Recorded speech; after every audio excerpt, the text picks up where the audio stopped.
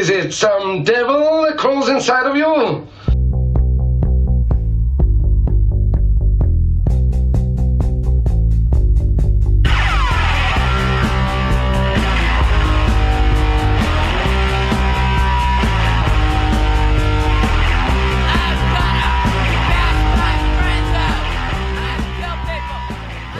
To reiterate, I was already shit-faced when you had shown up last night. That's why I fucking love Lompoc, is like, I was sitting there just getting free drinks, essentially, and I just turned to my right, and I'm like, oh, son of a bitch, it's Nate Navarro. Hell yeah.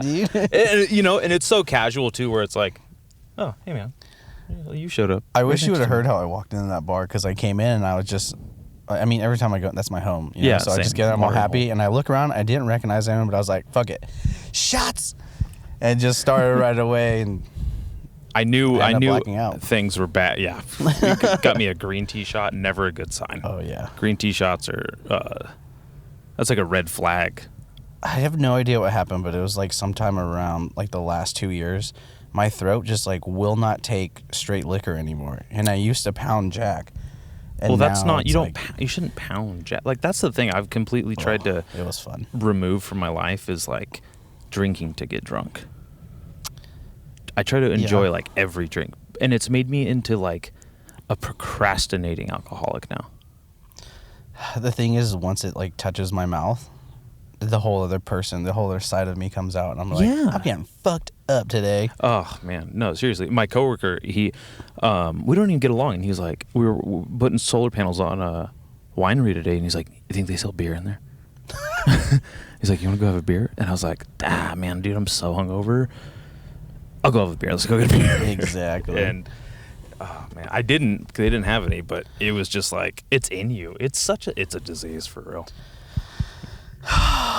Yeah, it's a fun one. I actually got diagnosed with acute cirrhosis.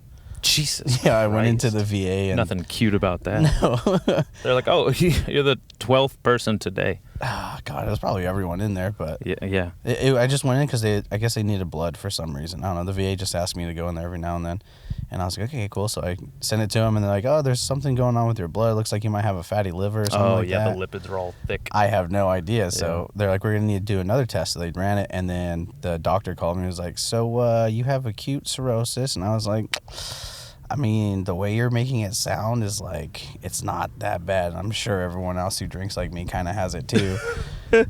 So she's like, yeah, you're going to need to slow down your drinking. And I was like, well, I mean, that's a given no matter what. You shouldn't be drinking. It's literal poison for your body. But nothing bad's happened so far. That's the thing, is everything that you in life is like, oh, nothing's bad has happened so far. How many mistakes people continue to make and continue to do, that there's always well, nothing bad's happened so far. Yeah. I mean, I am slowing down. Like I said, I can't drink straight liquor anymore. So, like, the green tea is a good substitute, but it's that sugar, and then I just black out because I'm like, oh, it doesn't taste like booze. So I can drink way more of it, and next thing I know, I'm just at home waking up. I'm like, well, how the fuck did I get home? Luckily, I have Ring cameras, and I get to watch myself get all sloshed and show up. I'm like, who took me home? Oh, my God, dude. That's terrifying. Yeah, I know we drove back to Los Alamos. I drove. I was slightly more sober. By then, we stopped, got Taco Bell, which we didn't even eat. We literally waited. That made no sense. We waited till we didn't need to sober up with food to eat. God, fucking, I gotta slow down. Do you like PJ's Deli? Yeah, of course. So Raul wants to, he's my cousin. Yeah, I know. And he wants to open it up so it'll be late night menu, like Friday, Saturday, Sunday, which is smart because he's right in the area. Jack in the Box, Carl's Jr. is, the only ones that are open up late. Yeah, seriously. He'll be open up till 3, and he's going to have a little walk-up window. I'm gonna fucking be pumped. Yeah. My other cousin, when he ran it, Charles, he would open it up for Friday nights, like after the football games. I remember. And he would just let everyone go in there late. That was cool. real fun. Yeah. I think that was when I met Tyler Oldred, was one of those times. Is that before he was a cop? Yeah, he still had the, American bald eagle tattoo. Oh, God, I love that one. Isn't that amazing? Tyler is one of the funniest people because when I met him growing up, he was so shy and I don't know. He was nothing like he is now. Now he's just confident, like, man. What do you think changed him? Oh, I know exactly what changed him. Pussy? Yes. No, he was, yeah, I hope he doesn't get mad, but he was a virgin for the longest time, and I remember that, like, being a thing. He was always kind of talking about it, and then, yeah, then he just started getting laid, and, you know, he became a police officer, and, I mean, he had to deal with a lot of shit. I don't know if you know, he stopped Elliot Rodgers. You know his what second the week, fuck? His second week of being a police officer. Oh my God. Well, I mean, you know, in the end, Elliot Rodgers shot himself. Yeah, but, like, he yeah. pumped him up with a couple of rounds. Good. And good for him. he was pretty fucked up after that for a while. I was, like, one of the only ones he could kind of come and talk to about it. Which is... Yeah, it was, like, the PTSD he had. wild, because he's told me some crazy things, too. Yeah. I mean, I don't even know all the shit he's done now because... Well, yeah, funnily enough, I've only seen a couple bodies in my life, and, like, the first time I saw a dead body was about 30 feet from us. I was about to say, I think you told me that. I found a woman who was murdered, and they dumped her body right here, and not 30, 40 feet from us. There's another homie who was up here, and he was like, yeah, came up here one day, and I saw a body. And I was like, what? What? That's wild. Yeah, her son stabbed her to death, and her boyfriend and son dumped her body, and I found her when I was 10 years old. Dude. 10 or 11 years old. I've never seen just a random dead body. I think the only dead body I've ever seen was my grandpa. Really? Yeah. That's crazy. Yeah. Which is fucking... That's nice. Real wild. That's nice, though. I mean, you know, rest in peace to your grandpa, but, like, oh, I saw my dead grandpa, too. Huh. Grandpas kind of expect to see dead grandpas out there, huh? Yeah, I guess so. I never really thought about it. We weren't that close just because they live in Bakersfield, and that's like, no one wants to go there. Yeah, true. But I was always jealous because all my other cousins lived like in the next house over, like a block away or something, and they were always over there. Yeah. The faves. You know, and then like they had pictures of their boyfriends and their girlfriends like up on the walls, and whoa, man. Yeah, I'd go that over makes there you and feel. I felt way FOMO. out of the family. Yeah. And like, oh shit. Oh. So I never really got to know them that well because they were so far away. We never went over there. Yeah, that's kind of a bummer. That, you know what? That's something I never realized I'd value as much as I do. Is family, and like how much it means, and the proximity and how it affects you. My entire immediate family lives, you know, in a fucking 50-mile radius. Like That's the people wild. I grew up with in my house. Yeah. And that means so much to me. That's amazing. I have my dad's side is all in Bakersfield and my mom's side is all in Columbia. And that family I've only met a handful of times, and I am way closer to that family than I am to my dad's side. The Colombian one, yeah. Yeah. Yeah. They're just amazing. They're just full of love and everything. They are. Anytime I've had any interaction with your mom's side of the family, it's been lovely. Mm-hmm. I just like have inherent respect and admiration for Colombia because of your family. It's dope. My dad's stuck on the Narcos shit. Like, He's like, what? He just fucking. he's like, you know, they came from the jungle and they're growing cocoa leaves. And I'm like, Dad, like, look at our family. They're the nicest fucking people. There's no way they have coke anywhere. I mean, maybe there is a side I don't know about because they have big ass farms out there. Well, I was gonna on the ask, mountains and everything. there isn't a bunch of like fat people in No. that side of the family. It's probably because they get like pure coke. They're just always cleanly cleaned out. No, what it is Coke makes you imagine shit, that apparently. Lompoc was on a fucking, not the valley, but the actual mountains Yeah. out there. That's what Manizales is like. It's on mountains. So everyone's like walking around and everyone, they stay skinny. I never saw any real like thick people there. Also, I think Colombia is technically a third world country. No, it's very modernized now. It's actually amazing because like all my friends. Well, no, not so my is friends, my Mexico, cousins. but like in definition like that's Is a it really? third world country. Isn't that wild? That is wild. So what I was trying to say is the food industry and infrastructure that we have that makes people so obese because of the shit they put in it probably don't have that. You know that, like I'm other speaking countries out don't of use my ranch. white ass. Yeah, why would they use ranch? It's such a fucking Well, weird. they don't even know what ranch is. I don't blame them. It's so weird. It's literally named after things you find in America, ranches, right? It's just like some shit they made together when they were on ranch. Like, oh, what kind of sauce is that? Oh, it's just the ranch sauce. I never knew that. That's fucking amazing. I just made that up, but it sounds good. it sounds good, right? It does. I think like I guarantee there's some origin there that I'm dead on with. Yeah. No, my aunt, like, she's here visiting right now, and I heard this like on the internet somewhere that no other country knows about ranch. So I asked her, I was like, "Have you ever had ranch?" She goes, "No, it's so good." And I was like, "Yeah, but it'll fucking thicken you up real quick." Mm-hmm. Man, ranch, it sucks. Like, I've been trying to not eat food with seed oils in it. How do you look that up? You look on first of all, you eat whole foods that don't have added ingredients, or you look in the back, like the nutrition facts and ingredients of stuff. So I have to read? Oh yeah, you're a fucking Marine. I brought crayons, dude. Are you hungry? Were we talking about that last night? That whole no. I guess the crayon thing has been big forever, but that wasn't big when I was in. Like, that wasn't a joke at all. And then now it's like huge, and all the Marines are getting like tattoos of crayons and shit. And meme culture. That's just meme culture. Yeah, I guess that's what it is. And I get it. It doesn't, because the whole thing is that Marines are dumb. Which, if you talk to most Marines, they're fucking idiots.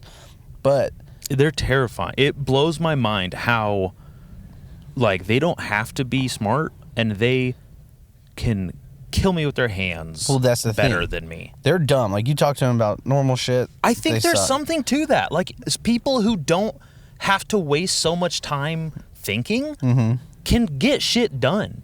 And I'm not being an asshole here or making a joke. Like, I think there's like, how many like, people who are good at skateboarding. Fucking idiots. I've never met. There's two smart people that are good at skateboarding, and they just have autism. It's just a different kind of stupid. But do you notice the people with the most style and creativity are actually intelligent people? Yeah, like Chris Cole. I feel like you have to be some type of competent to be able to be that good. To blend that. Yeah. Fair enough. But like the people I knew like growing up that were good at skateboarding, dumb asses. Yeah. Like, there was something missing. I was at Walmart. This is my excuse. This is my excuse for being bad at skateboarding. He's like, "Oh, I'm just smart." I'm actually a huge pussy. No, I was at Walmart and I was gonna buy, or I was looking at the GoPros, and there's this fucking one of the employee there. He has a tech deck, and I I made a little smart ass comment. I was like, "Oh, do a tray flip." He fucking did a tray flip. So I'm looking at the GoPros, and he's staring at me. He goes, "Don't get a GoPro. Those things fucking suck." And I'm high as shit, so I'm not gonna argue with this guy. But I'm just like, okay, I guess so. And he goes, if you want to film skate videos, you should use this one. First off, I don't know why he thought I was gonna film skate videos. I was looking at GoPro, one of the nicer ones, because I was gonna buy it. So I'm like, because you said tray flip to him. No. Okay. And look at how you dress. There was like a 15-minute window interval between me seeing him and saying that, and then coming back and looking at the GoPros. And he goes, "Yeah, come over here and look at this." And he looked at one of the most generic, like, cameras that it clearly, you could tell it sucked. It was like a $150 camera. Yeah. And it was just because it was the style that was, it had the flip out thing. Yeah. I was like, I wanted to go off and be like, you're talking about, like, you need a VX or something like that, like one of the real good fucking cameras. Yeah. But a GoPro is literally designed for this. It has way better shit than that camera. Quality, sound, and, versatility on all the grips and everything you can use. But I was stoned, and so I just sat there and just listened. I was like, what the fuck is this guy doing talking to me? Weed kind of can facilitate some, like, deeper thought about, I don't need to go off on this guy, but what's his fucking angle here? What it does to me is it reinterprets bullshit, and it gives you, like, insight. I think it makes people nicer. Because, like, when you hear someone bullshitting you, you don't think, this guy's fucking full of shit. I'm going to fucking tell him what's right. You're thinking... Instead, I'm just like, okay. Sure, man. What's making him so full of shit? What is it making... You know what I mean? Yeah. I genuinely feel like there's a couple things in this world that have made me a nicer person. Weed is one of them. I don't even smoke a lot. I can't remember last time I smoked, like, actual flower. Like, I use a vape pen a lot. It's like convenient as hell. It's convenient. I thought it was don't so like stupid at first until they made them smaller. And oh, man. Keep it right in your pocket. They're fucking great. Take a rip here and there, and you're not stoned. You're just... you're just, like, tapped like in a little. Microdosing shrooms, but you're just, like, microdosing your weed throughout the day. Yeah, no, I'm a fan for sure. I don't do it at work, though, because, like, I like my job. I don't think... I can't do it at work. I can't do it around people. yeah, like if I'm smoking weed, I have to be alone, like in a bedroom, got to put a movie on, that kind of thing. Like they offered me a joint at the bar outside yesterday, like a hit, and I was like, nah, like no way. But like it changes everything. Yeah, I'm like, you're gonna literally change this entire experience for me. It's I'm like the drinking. alcohol is the confidence that brings you up, and then you smoke a joint, and then you're down, and it's like, I'm afraid to say shit now. Oh yeah. Well, yeah, I remember. What was it? I was over my birthday. We went to Joshua Tree, and I had been doing mushrooms, and I was just kind of chilling there, sitting real quiet. And I remember, like, I don't think I've said anything for like an hour, dude. I'm one of the loudest, most obnoxious, big-headed people I know. I have a hobby that is literally talking into microphones. Yeah. I wasn't even fucking saying anything. That shit makes you all introspective and weird. And I was smoking weed too. It's not good for my social.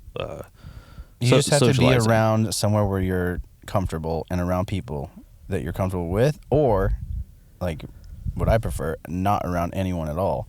Yeah. So it's just you, and it's like I can control a bad trip too, like that. If I just know, like, okay, this is going south. Wait a minute. I took a bunch of mushrooms. It's just the mushrooms. Nothing bad's happening. And then I can bring myself back. Yeah, you hone it in. I did that one with acid, and we were watching like National Geographic. Yeah, I've had to do that. It switched to fucking gangster apes. They're like going through the forest looking for other groups of apes, and go in and fucking kill them all and eat their babies. And so that's I'm like awesome. high as shit on acid, and I see a monkey turn its face around with a baby monkey's face in its mouth, and I'm like, oh my god. I'm like, okay, wait, I'm on acid. I was like, and I'm back. Damn, dude. I used to watch those. You follow that Instagram Nature is Metal? I did for a while. Dude, before I would go to jiu-jitsu in Oceanside with all those crayon-eating Marines and shit, fucking, I would watch videos of animals killing each other. It would get me so, like, just tipped off and, like, put in the, like... Do you ever see when, like, the deer has their guts hanging out, but Yeah. they're still walking, Yeah. and the lions and everything are still eating at it? Oh, yeah. And they're kinda just like sitting nipping there at it. like, oh, fuck. It's so weird what relationship... there's no existentialism in them. It's just... In moments like that. That fucks me up. I wonder if they know, like, I'm going to die. Yeah, I wonder if they're No, just they like... don't even look like it, because They look like they're just like, this is happening. maybe I should consider something else. Yeah. Oh, but on the crayon eating Marines, so Yeah. like I was saying, they're fucking idiots, right? Yeah. But if you ever talk to any Marine about their MOS, which is military occupational specialty, like their job, Yeah. fucking brilliant. Every single Marine is fucking brilliant at that. You want to talk to them about normal shit that, like, I mean, most of them are pretty dumb, but you talk to them about their job and they can get down to the specifics, and that's the whole point of the Marine Corps, is that, like, everyone has to be super fucking good because all our shit is hand-me-downs from other branches. Really? Wow. Yeah, like our planes, our helicopters, they usually come like missing parts, holes in the fucking around them and everything, and they give them down to us, and then they got to get fixed so we can use them. Like my all my rounds they gave me in Afghanistan were given to me in a Ziploc bag. They were rusted and dented. I had a couple hollow points in it. I was like, what?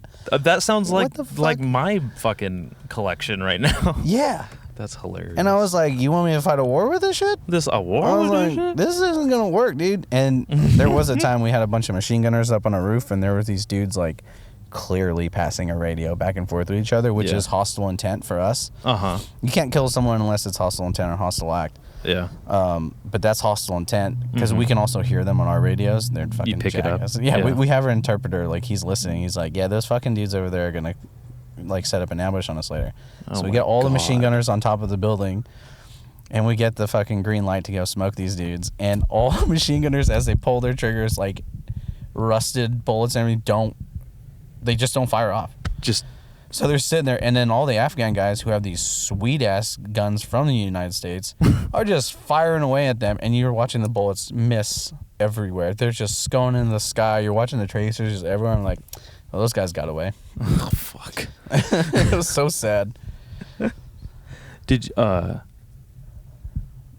Did you ever get to kill anyone over there? No, I fucking wish. Like I said, That's the exact answer that I wanted for a no. You know what I mean? rules of engagement at the time, like I said, are hostile intent, hostile act. Okay? Yeah, because when were you? We went September 2011 to March 2012. Yeah, okay, that's right. And it was winter there. So, like, even those fucking dudes don't want to come out and fight. It was 43 in the day, and it was -10 at night. Jesus. And that's only what I roughly know. Like, it was definitely colder sometimes. Mm-hmm. Basically, what they do is they'll just hide behind a building, and they'll take a couple pop shots at us, and they see how we react. Then the next time, they're ready. You know, so, like, let's say I'm coming down an alleyway, and they pop off a couple rounds at us, and we go to a wall. Well, the next time they do that, there's IEDs laced all over that fucking wall. Oh. Yeah. Wow. And But- you had to sweep for him? Yeah, so I was a sweeper. So I had to look for all the IDs in the ground so no one else would step on Yeah. them. So for people who don't know what a sweeper is? Can you It's a metal explain that a little? detector. Well, I'm a point man. So Point point man. man is the first guy. Just imagine, like, at the time, I was literally the front line of everywhere we were going. No one else had gone as far as I had gone. Every step I was taking was, like, the furthest the United States had been in somewhere. And everyone had to travel in a direct line behind me and to stay within my basically in between my shoulders length, or it's not guaranteed that you're going to have a safe spot to step. So what we do is, like, I'm sweeping with the metal detector, and the metal detector only detects metal, doesn't detect bombs. I'm looking for the bombs. Like, I'm just looking for metal hits. Basically, a battery pack somewhere will be a metal hit, and then the pressure plate will be somewhere else. I'm looking for choke points. I'm looking for anywhere that seems What's like a choke point? A choke point is somewhere where we are forced to go into. Imagine, like, it's like a front door. Yeah. If you're entering a house, you have to go through the front door, right? That would be a choke point. So that's where they would lace up all the IDs, right in that front doorstep, right outside of the door, like everywhere right there. If I'm walking in through a village, a choke point might be like an alleyway I have to take, you know? So they're lacing that shit up with IEDs everywhere. And what you're looking for is somewhere where we can't see. So it would be behind a building, somewhere where our cameras can't see, a choke point, and I don't know, just somewhere good where they could probably ambush us or something like that. There's all kinds of different ways we talk about it, but really, like, they just kind of throw those IEDs everywhere. And Not very, like, strategic? most of it's strategic, but they can just kind of just drop them wherever. My favorite part is when, like, we're all getting ready to go to sleep and you hear a bomb go off and we know that no one's out. That means that one of them, we're putting one in the ground, they fucking killed themselves. It's fucking idiots. But, is there ever a part of you that goes, like, has some sort of reverence for these people who are designing home defense for their country? yo, it's smart. The shit they use is brilliant. I can make an IED right here fucking right now. Well, probably not the explosive part, but I mean, I just really need, like, a battery, some copper wire, and I can make it with 2 fucking bookmarks and some sponges. Like, I'm not making this shit up. It's so easy, and every time, like, we'd find one or see one, I'd study it. I'd be like, this is fucking amazing, you know? Like, how are these guys doing this? Like, Did you take photos of them? I have one picture of me stepping on one that was pulled out. I didn't find that one directly, but it's somewhere in my phone. I can find it. Yeah. But, like, the ones that I found, I didn't take pictures of because You're busy fucking interfacing I have with a them. GoPro. I had a GoPro with me, and all of my videos and all my pictures are stuck on a hard drive that broke, and it cost $500 to $1,000 to fix it. So I haven't done it yet because it's also not guaranteed that it'll get fixed. Yeah, so that's it's a lot of money to risk. Gamble. Yeah, but as far as sweeping, anyways, like, yeah, I'm searching for the IEDs so that no one else steps on them, so we can maneuver on an enemy somewhere, or, you know, do our security presence in towns. But we don't go anywhere without a sweeper being in front of us. If you want to risk, like, there's a couple of idiots who would go off the trail, and surprisingly enough, they were our fucking captains, like the dudes in charge of us. Like, one patrol, I found a fucking IED, and we're like, okay, well, there's one, there's 5. So there's going to be multiple IEDs everywhere because they found it, you know, somewhere that was good for them. Well, we found the one, and then my captain just starts walking around everywhere like a fucking jackass, and I'm like, he's going to get us all fucking killed. Like, get him back behind us or something. He's just like, wah, wah, wah, wah. He was a fucking idiot. I heard about him, like, literally going off a trail, like, or, you know, one of the sweepers trail to go clear a building by himself. What? Yeah, he's a fucking captain. He's in charge of all this. He shouldn't be doing Dude's that got shit. a death wish. Is his name Matt by I mean, chance? I get it. I don't know. He's just an idiot. But I get it. Like, he wants to get action too, but that's not his job at that point. He's the one in charge of all of us. Like, we fucking need him. And he was just being an idiot. But as far as me killing someone, rules of engagement, like I said, are hostile intent, hostile act. So, like I said, these dudes are just doing pop shots at us, right? Yeah. So we don't ever have a chance to fight back with them. Yeah, I noticed. I've been watching a lot of footage that pops up on TikTok now. From also, I had no. When I picture Afghanistan, trees are not in my imagination at all. It depends on what part of Afghanistan you're in. Yeah, I realized I was like, oh, it's a big country, and I'm slow. And a lot of these conflicts are in like slightly wooded areas, and I was like, well, what the fuck? Where is this? Or in the summer, when I was there, it was all desert and everything was dead. Or what's it called when they get their crops? What's it called when you pull your crops out? Harvest. Yeah, they're all harvest. Well, it's all not heroin. It's poppy seeds, yeah, and marijuana. So that's what everyone's really fighting in. It's like huge fields of all that shit, and when they can get cover, they can move through it and everything. Wow. But when I was there, none of that's there, right? So obviously they don't have anything to hide behind. So, rules of engagement. If I see a guy and he has an AK-47, or doesn't matter what he has a gun, I can't do anything. That's no hostile intent. That's no hostile act. That's just a guy with a gun. He points the gun at me. That's hostile intent. I can get ready to do something. He shoots at me. I can smoke him. Now, let's say that same guy shoots at me and then gets behind a wall and puts the gun down and walks around on the other side of the wall. He's no longer hostile. I can't do anything to him. We can probably detain him, and we would have if we had caught up to them. But it's going to be real fun, the story of what we actually did.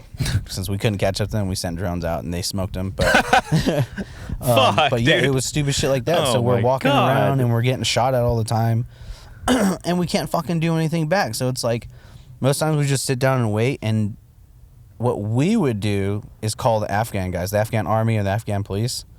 So from here on out, I'm just going to say ANA is Afghan National Army, and then ANP is Afghan National Police. Okay.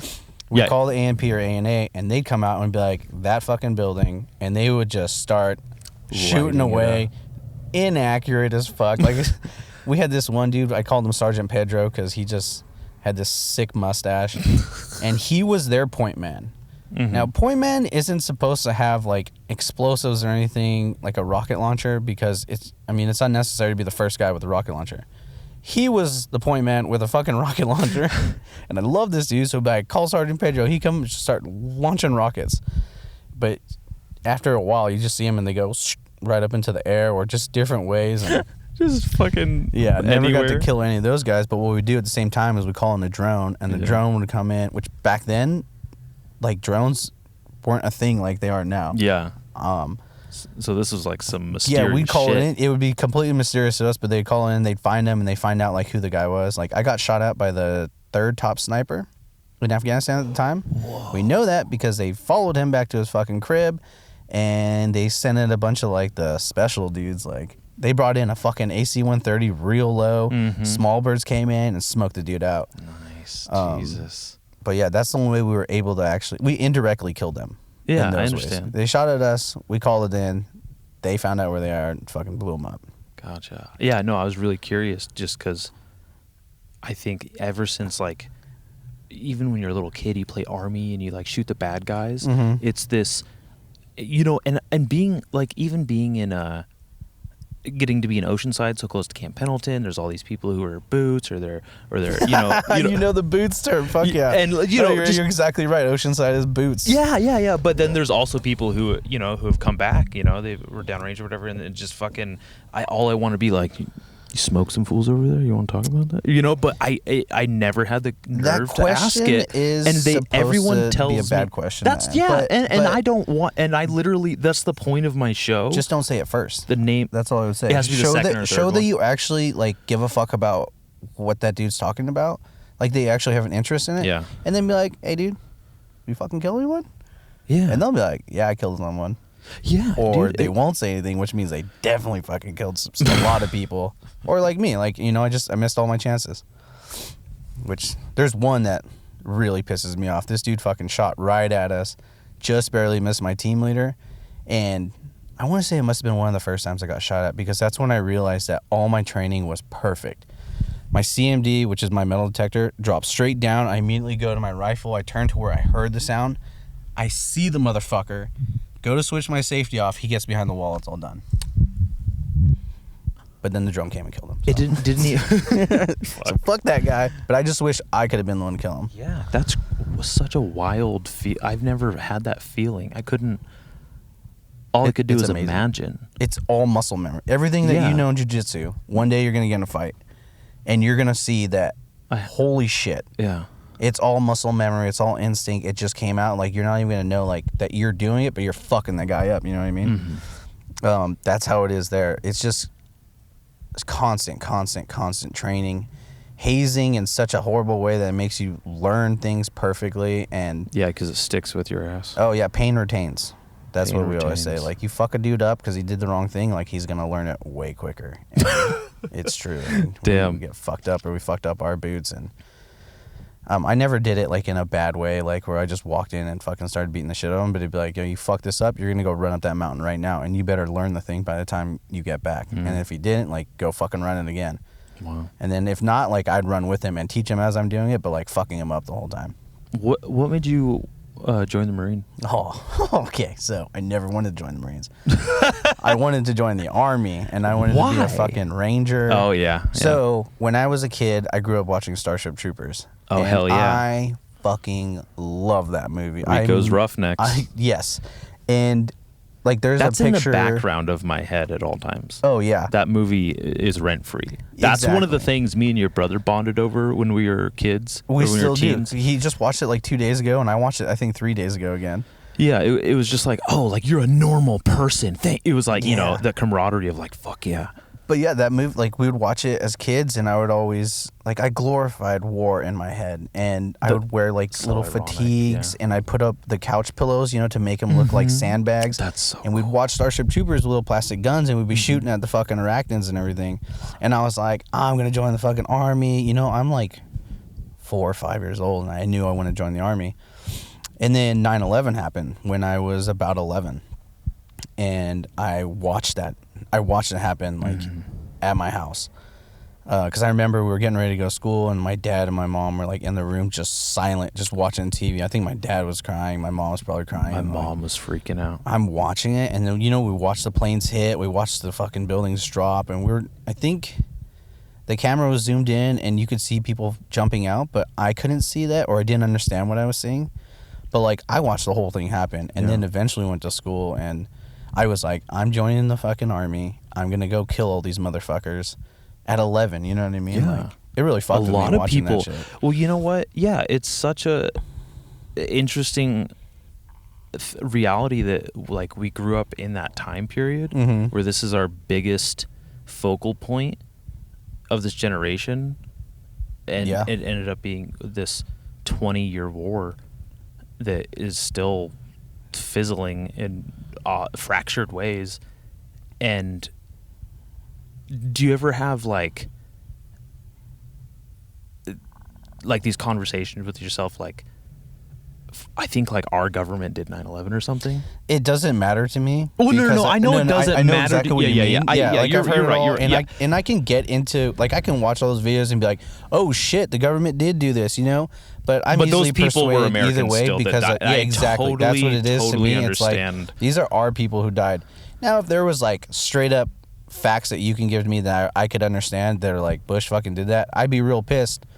But that's not changing the fact that all those motherfuckers in that country are born and raised reading the Quran, and their version of it is kill all Americans. And the way they're doing it too, like the IEDs that we were dealing with when we were there aren't meant to kill us. They're meant to maim us, because they know that if they maim us, then the government has to pay for us for the rest of our lives. They're fucking us over in so many different ways. And then look at what happened when they pulled us out. Man, that shit really fucked me up for, like, I was drinking hard for a couple days, just crying when they pulled out everything and left all that shit for them. Because I remember we tried so hard to help everyone there and, you know, make better infrastructure for the Afghan people. We made schools. We built buildings for them. We created security systems for the ANP and ANA so they can self-sustain themselves. And then to know that all of that was for literally nothing in the end. Like, my boys got fucking shot, and like I'm fucked for the rest of my life with PTSD and everything, and all my boys are too, and it's for like what? For you to just give them everything and let them they won again. They beat Russia, they beat us. And it would take literally one company of Marines, not exactly set them loose, and you do have to understand there will be civilian casualties, but like, you let a company of Marines go in there, we'd fuck them up, and it'd be over. But it wasn't about that. It was about getting their government to do it themselves, which they didn't, because as soon as we left, they all got killed. Like, all the dudes who I worked with, all the ANA guys and the ANP guys, they either quit and joined Taliban, or they're all dead. That's fucking because insane. Taliban just came in and fucking smoked them all out. That's insane. Yeah. But so why I chose the Marine Corps, like I said, I wanted to join the Army. And when I turned 17 and a half, that's when the recruiters can legally talk to you. The Marine Corps recruiter, Sergeant Barrios at the time, called me up, and because my name was, I had like written in on a couple things that said like, I am interested in joining the military. So he called me up and he goes, hey, why don't you come and talk to me? And I was like, fuck it, let's go see what it's about. I knew nothing about the Marines. And I really, in general, didn't know anything about the military. I just thought like we all had guns and we all get to go over there and fight. So I go in, he starts talking to me. He's like, oh, there's all these jobs. He puts this book out in front of me with like 200 jobs. And he's like, go through, they'll see what kind of job you would want. And I was like, underwater welder? A photographer? I shit, I swear there was a cashier in there. And I was like, what is this? I was like, I want to go to war and like fucking, I want to carry a gun, not a camera. And he's like, shoot people, not pictures. Yeah, he was like, you don't want to go infantry. And I was like, I didn't even know there was anything but infantry, so that's what I'm going to do. And he was right. I probably shouldn't have gone infantry. I love it as much as I hate it. But that day, like, I was like, I want infantry. He goes, okay, well, here's a contract I can get you. And I was like, oh, I'm going to go recon, all this shit. I was all fucking moto. I signed the papers right then and there, and it was mainly because I was too afraid to tell him no, that like I would just rather join the Army. Wow. So yeah, I signed up that day. He got in his blues with the other recruiter. They came to my house and told my parents. They had no fucking idea. I know. I had to hear about it. My mom was so distraught. My dad was like, maybe he was kind of proud about it, but he didn't show. He was like, is this really happening? Like, because he wanted to be a Marine when he was growing up. He fucked his shoulder up real bad, so he couldn't. But it took him a while to get really used to it. And my mom was pretty sad when I left for boot camp. And then what about, tell the story about when they found out you were being deployed to Afghanistan. Well, it was probably, I think they thought about that way more than I did, because I just wanted to be in the military. And I wanted to kill them all, so obviously I was hoping I was going to get deployed, but it became more serious, and I started learning more, and like, oh, you don't just get deployed to war. And, when I found out about the other jobs, you're not just infantry, like, there's all these other things. So that whole idea was kind of in the back of my head. And then I went to boot camp, which was 3 months, and after that I went to School of Infantry. So this is all just training. Mm-hmm. This is 6 months of training, and then I finally get to find out what unit I'm going to. Well, the unit that I was going to, it's 2nd Battalion, 4th Marines, Fox Company, their infantry unit, and they were supposed to get deployed to, like, Australia. It's what we call a booze cruise, but it's called a MU, Marine Expeditionary Unit. You get attached to the Navy on their ship, and we float around with them. And basically what it is we're prepared to go to any war. We're always, on the other side of the world. So, like, if anything popped off in a separate place, we'd be the first ones to go. That's fucking So, yeah, my unit was like, we're going to go on a MU, and it's kind of weird, kind of embarrassing, because I don't think I've ever really said this, but, like, I had a girlfriend at the time, and I was kind of relieved. I was like, all right, well, I don't have to go to war, because once you're in, dude, once you're, like, in boot camp, in SOI, like, it's so fucking real. It's not just, like, me being a kid being like, I want to go to war. It's like, you're getting trained by dudes who killed a lot of fucking people in Iraq. The dudes who, like, smoked out all of Fallujah were the dudes who were training me So it was way more realistic. It wasn't like this. They had fantasy. recent firsthand Yeah. experience that they were There's a fucking dude who instilling. killed another guy with a fridge. They call him the fridge. What?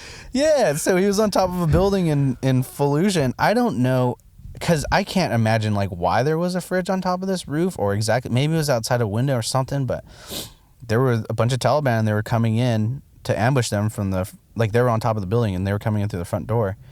So the dude just kicked over a fucking fridge, and it landed on one of the guys and killed him. That's fucking awesome. Oh my God, I've heard gnarly stories.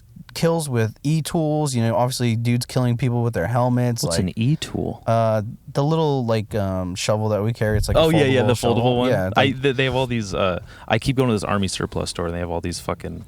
Oh yeah, I have one in here, but I mean, this is a navy shirt. I love this thing. This thing's really? amazing. Oh, it this is, was huh? $3 or $4. You like that material? This is just. Is so it kind of cozy. loose on you? Yeah, a little bit. Okay, Yeah. because like the Marine Corps uniform is like that. It's fitted, Rigid. Yeah. so it's not comfortable. Yeah, this was fitted to MJ Farrell, not me.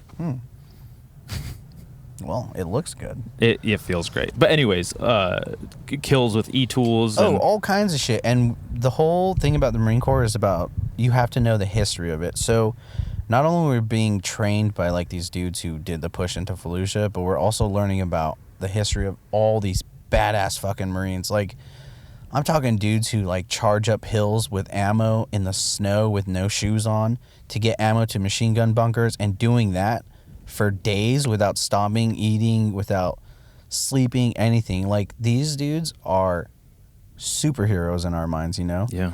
And then we have to retrain, or we train like in boot camp and SOI, we do shit that's like supposed to replicate what they did.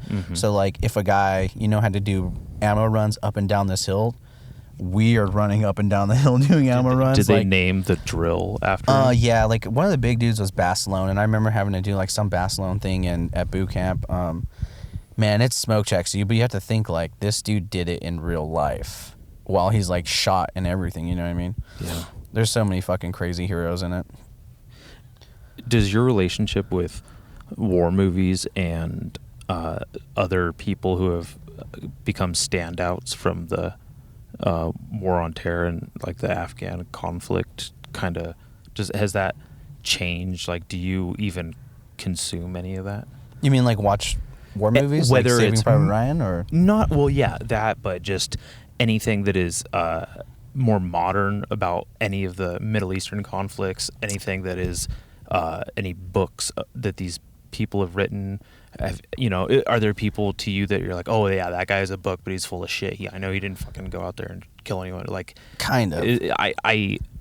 So like I said, I romanticized war as a child. Well, and who didn't yeah, as a child? exactly. Yeah, like unless you were affected by war as a child, you were romanticizing war. Yeah, but then when I became like an actual infantryman and went to war and then came back, and some movies I can't watch because some of them are depicted like very well, like that's exactly what it was, and those are the ones that I can't watch because it's like, fuck. Which ones are those? What was it? Jarhead's actually a really good one, but I like Jarhead. I think Jarhead was the one that was pretty tame. I like Jarhead As far because as it showed the violence the goes. most realistic version of it, which is like the dude wanted to go over there and kill people. He goes there, he does nothing for a very long time. He gets his chance, and it gets taken away from him. Yeah. That was very relative Blue-balled. to what I did there. Like, the first month I was there, we just stood post for a month, which was fucking bullshit. We're just like what we're doing right now. Yeah. Imagine that, but I have a machine gun in front of me, and I'm watching a town. And if anything looks suspicious, I get to shoot it. You wanted to be first recon. I wanted to be recon. The whole, like, I'll get in that story later of why I never went that route. But basically, I was like, this is all fucking bullshit. This sucks. Like, this is miserable. I want to go home. But yeah, movies now, like I said, they're either really good and it kind of hurts to watch, or they're fucking bad, and I'm sitting there like, the tactics are all fucking wrong. Criticizing everything. Yeah, and it kind of ruins it for me. Like, I want to enjoy the movie, but I know that it's all done wrong. And I'm just thinking, like, who is the military advisor on this thing? They're probably a fucking pogue, and they don't know shit about... Explain to people what a pogue is. Person other than grunt. It's a derogatory term to call anyone who's not infantry. It basically is telling them, like, you ain't shit compared to me, which in the military, everything was a dick measuring contest. Essentially, if I walk somewhere, you could tell I was infantry by the way I wear my uniform, and people don't fuck with me, except for someone who's like way up and they're like, fix your fucking uniform, because they know I'm a grunt and they're just like being a bitch.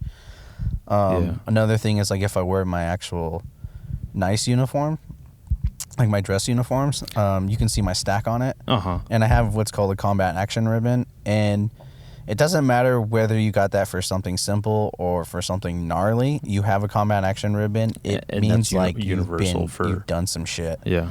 And so like if I'm walking around with that, no one's gonna fucking say anything to me. You still fit into that?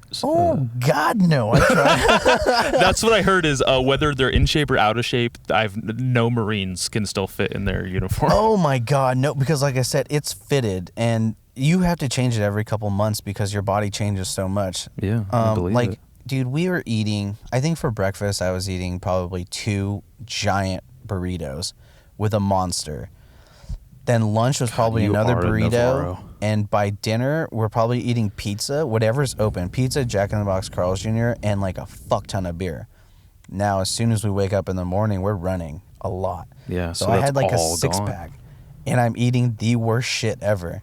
And the problem is when I got out, I kept eating like that for a long time. And I was drunk a lot. And I was doing a fuck ton of drugs. And I was having a great time, but I wasn't paying attention to my body.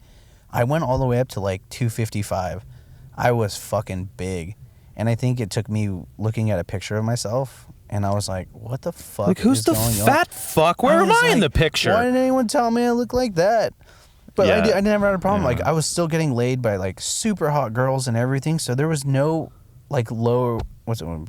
Self-esteem. Yeah, like my confidence was still amazing. But until I saw that one picture and I was like, oh. Do you keep that picture around for reference? No, that shit's deleted.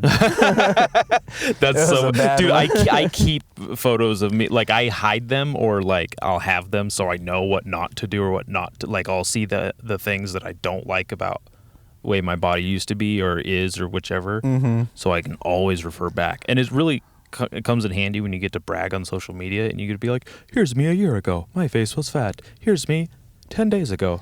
It is not fat. See, mine's Cheers, the opposite. Bitch. Mine is like, look at me 10 Dude, years ago. You're such a hot little Marine, dude. I was looking at your photos, I like, have some fuck, good dude. pictures of me like pretty naked, and I'm like, literally every one of you Navarro boys are like little fucking stud muffiny, good at everything, dick slingers. I love when people say that shit. It's like, but you know it's true. Is that weird? We're like, really good so at sports. You're all good at sports. You all have these like amazing. Like I was. We could all do some music too. Yeah, I was so fascinated by you guys as a kid. It made no sense that it was like I had never met a family that was just like, oh look, all these kids kick ass at everything and can fuck anyone they want and they're cool and like they're cool to me. Like what's going on? Like where I grew up, that was, you guys were gonna be jock, asshole, motherfucking douchebags to me. Not that you guys weren't at some point, but it ended up being like, hey, come hang out at our house. The door is always unlocked. Like everyone's able to come. Everyone hung out at our house. Yeah, I still think about like, oh, I should go say hi. Because like everyone does that because it's such a beautiful like dynamic that families have. I had a dream about you guys last night. Yeah, my parents still remember everyone too. I mean, if they don't, they just can see a picture and they're like, oh yeah, I can remember them. Of course. But I mean, everyone's been at my house. There's a fun story. It's a real long one, so I'll just do a short version. But I had a Marine who came and visit me, and he ended up getting wasted with some chick and went back to her place, but then her dad showed up, so he had to leave, and he like chugged the rest of the bottle of Jack Daniels through it and just took off. But his phone was dead, and he didn't know Lompoc, and he's just this big jolly fucking dude from Illinois. I'm talking from the sticks. This guy's got an accent and everything. I bet. He is lost, and we can't find him, and we started a little search party. He ends up somehow going halfway across town to Beatty Park, sees some kids on a bike, and he goes, hey, do you guys know the Navarros? Like, I'm trying to get to their house. And they're like, yeah, we know them. Like, we'll take you right there. And he goes, oh, thanks. If you take me there, like, I'll make sure he gives you a bike and everything. So he gets to my house, and my dad calls me. He goes, hey, Beastry's here. So we drive over there, and I look, and it's just this fucking jolly big-ass dude surrounded by, like, 6-year-olds. And they're like, he said you guys are going to give us a bike. And I was like, look, kids, like, I really appreciate bringing my friend back, but I don't have a bike to give you. Like, I think at the time, even my bike was stolen. And so I felt real bad. I'm sure my dad gave him a bunch of stickers or something like that. Oh, yeah. But, yeah, no, we were always known for, like, BMX and skateboarding, really, but all of us do everything. Like, Chris... You know, he's big. He's like almost a pro skater now, and a rollerblader. No, roller skater. Sorry. Yeah, there's a difference. He ain't a blader. Yeah, but like he can ride a bike just as good. Not just I've as good, never but he can seen ride a it, bike. but I will immediately believe you. Yeah, and like I can skate, and I think Jason can skate pretty well too. Jason can skate. I've seen him skate. I've skated with Jason. I've surfed for years. I'm That's not going to crazy. say I was that great at it. Surfing is probably the hardest of all of them. It was the funnest. It was the most beautiful one out of all of them. Wow. I think it's the only one where you're literally interfacing with nature in a moment. Yeah. Certain ledges will always be there. You'll never have the same wave twice. Fishing and surfing both had the same reaction. The first fish I caught and the first wave I caught, I was like, Euphoria. this is my life now. I'm going to fucking surf until I die. And when I caught my first one, I was like, I don't want to do anything but fish now. That's it's just such a beautiful, because it's so hard to learn. I mean, fishing kind of isn't, but I taught myself how to fish, and that was what took me so long. But like surfing, you know, you got to really test your body, like getting out there. Like I wasn't in the best shape for surfing, and paddling past the break and everything was miserable, especially if you don't know how to duck dive or get over a wave like right. It takes so fucking long to get out there. And then when you finally like start catching waves, it took a while to just be able to stand up until I finally did. And I was like, this is my life now. And I think I had like 8 surfboards at one point, and every single day after we get libo in the Marines. It's called Liberty. It just means like you're off for the rest of the day. Cool. As soon as I get off, I go out to it was south of Trestles, which is like one of the biggest surf spots here. And I just fucking surf for the rest of the day. Was it San Diego? San Clemente. Oh, okay. The most northern part of Camp Pendleton reaches all the way in up to Orange San County Clemente. there, yeah. Man, I miss surfing. Since I moved back, I've been planning on getting another 9-foot just so I can go, like catch the small ones, because I am still out of shape, like really bad. I miss Oceanside. Do you really? I love being in that like epicenter crossroads of skateboarding culture. A lot of my favorite pro skaters were from that area. Okay. There's this cool feeling. I don't miss my apartment shaking. Was it shaking from base? Yeah, from The artillery or something, or what's the other fucking word? We actually almost got blown up by artillery in boot camp. We were doing like a hike, and I guess one of the rounds like bounced off a mountain and almost hit us. Bounced off a mountain. Yeah. That sounds like some superhero shit. Like Hercules threw a fucking. I think I was getting so smoke checked by that fucking hike that I didn't even notice it, but everyone else told me about. They're like, yeah, dude, like it came right at us. I was like, oh shit. Indirect fire. That's what that is. What was the most difficult part about boot camp? The initial boot camp and training. The very first week, okay, because you see the commercials. Like the commercial that got me was the one where the guy like climbs up the fucking mountain, fights a dragon, and then gets in his blues. I was like, that's tight as fuck. I can see it clear as day. They fucking marketed that shit so well. What they don't show you is when you get to boot camp, the first 3 days, you're standing in lines, you're not allowed to sleep, and you're fucking miserable, and all you're doing is just getting information. Like, you have, like I said, you know how Marines are fucking idiots?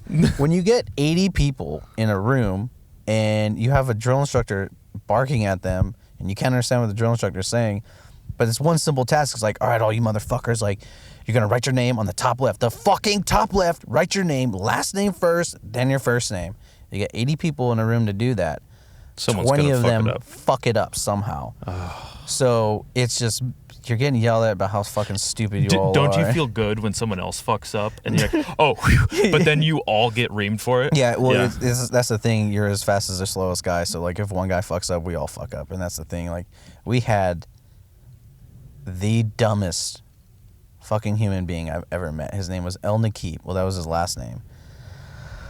I think he loaded rounds in his magazine like backwards one time. How do you even do that? I don't fucking know. I guess they just slam in the top. I don't know. You guys did have the aluminum mags? I want to say they were aluminum. Yeah, the metal ones. Yeah, it like holds 30 rounds. Yeah. We only put 28 in them because you don't want to get 28? the spring all the way down. I guess it could fuck it up. That's some fucking stupid bullshit. Yeah, but I mean, this kid did like everything. Every little instruction we ever got, he fucked it up. So we'd have to go fuck him up. And then we get fucked up because he sucked at everything. And well, I was going to say, I was like, you keep fucking him up, you're going to fucking... He's not going to get better at things. we were actually trying to get him to quit. That's what it was. Oh, Like, we had a couple dudes right before we found out that we were going to Afghanistan. Like, some of them started kind of bailing on us, and we're like, get the fuck out then. Like, we don't want you watching our backs if you don't want to fucking be here. As harsh as that may seem to people, absolutely. You know, get the fuck away from me. I do not need your hesitation and doubt in my romanticization of war. We're going to war. Someone's going to try and kill me. I need to know you have my back. Yeah. And, you know, the guys who we didn't trust, we would literally go and beat the shit out of them until they were like, I don't want to fucking do this anymore. And they would claim they were going to kill themselves and be like, fucking do it. Please, it'll be quicker that way. But instead, they would end up going to a different company. But they'd be away from us. And that's all we wanted. You want the shitheads out.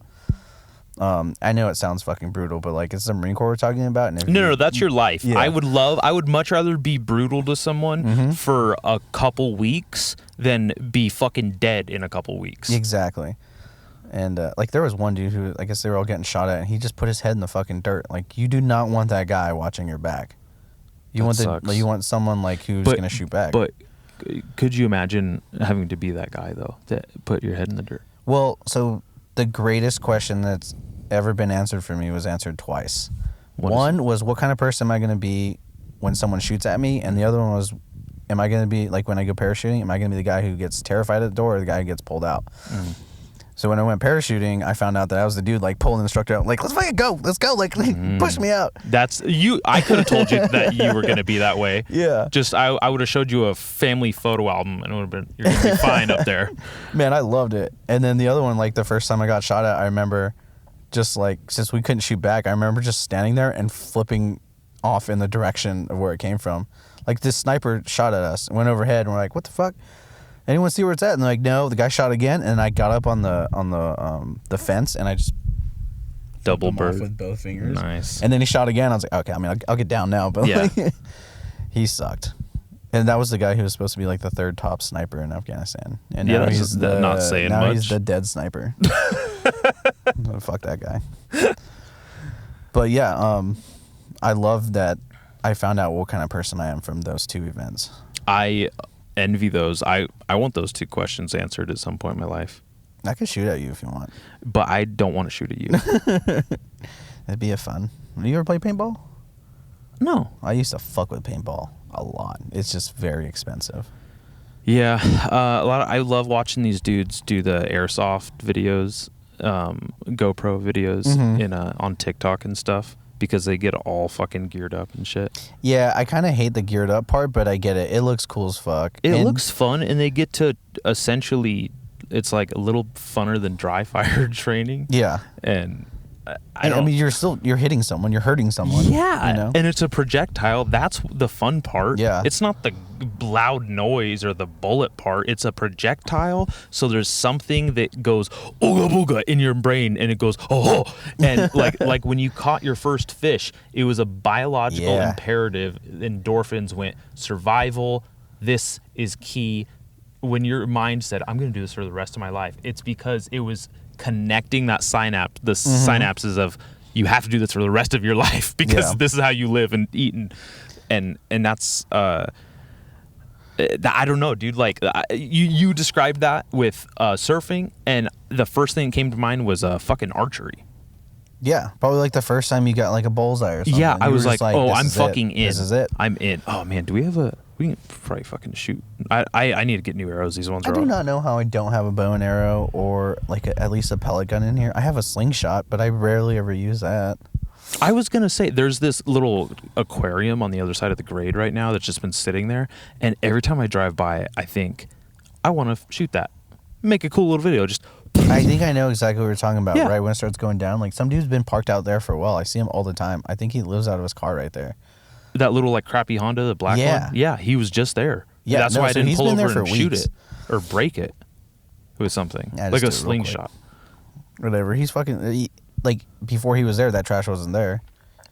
And he is the trash there now. He is the fucking trash there. I mean, I get it. Maybe he's having a rough life, but like fucking don't trash our world.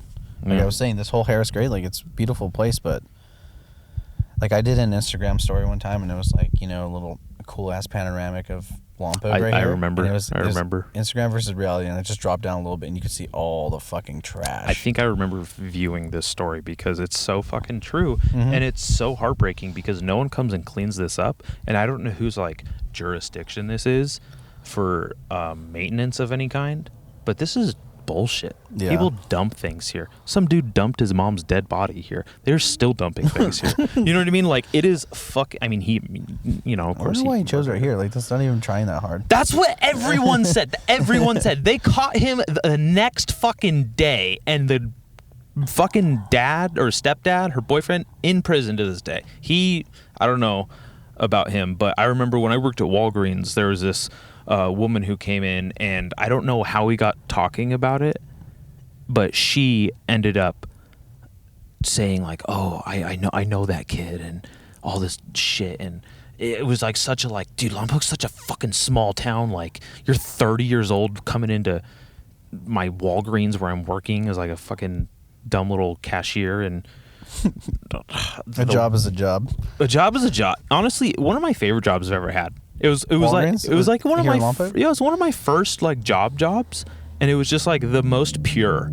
I don't know. Well, I guess your first job was a fucking Marine. My first job was a Marine, yeah, actually. Yeah. Because I was a bum before that. I just rode my bike. I didn't even have my license till like 10 days before boot camp.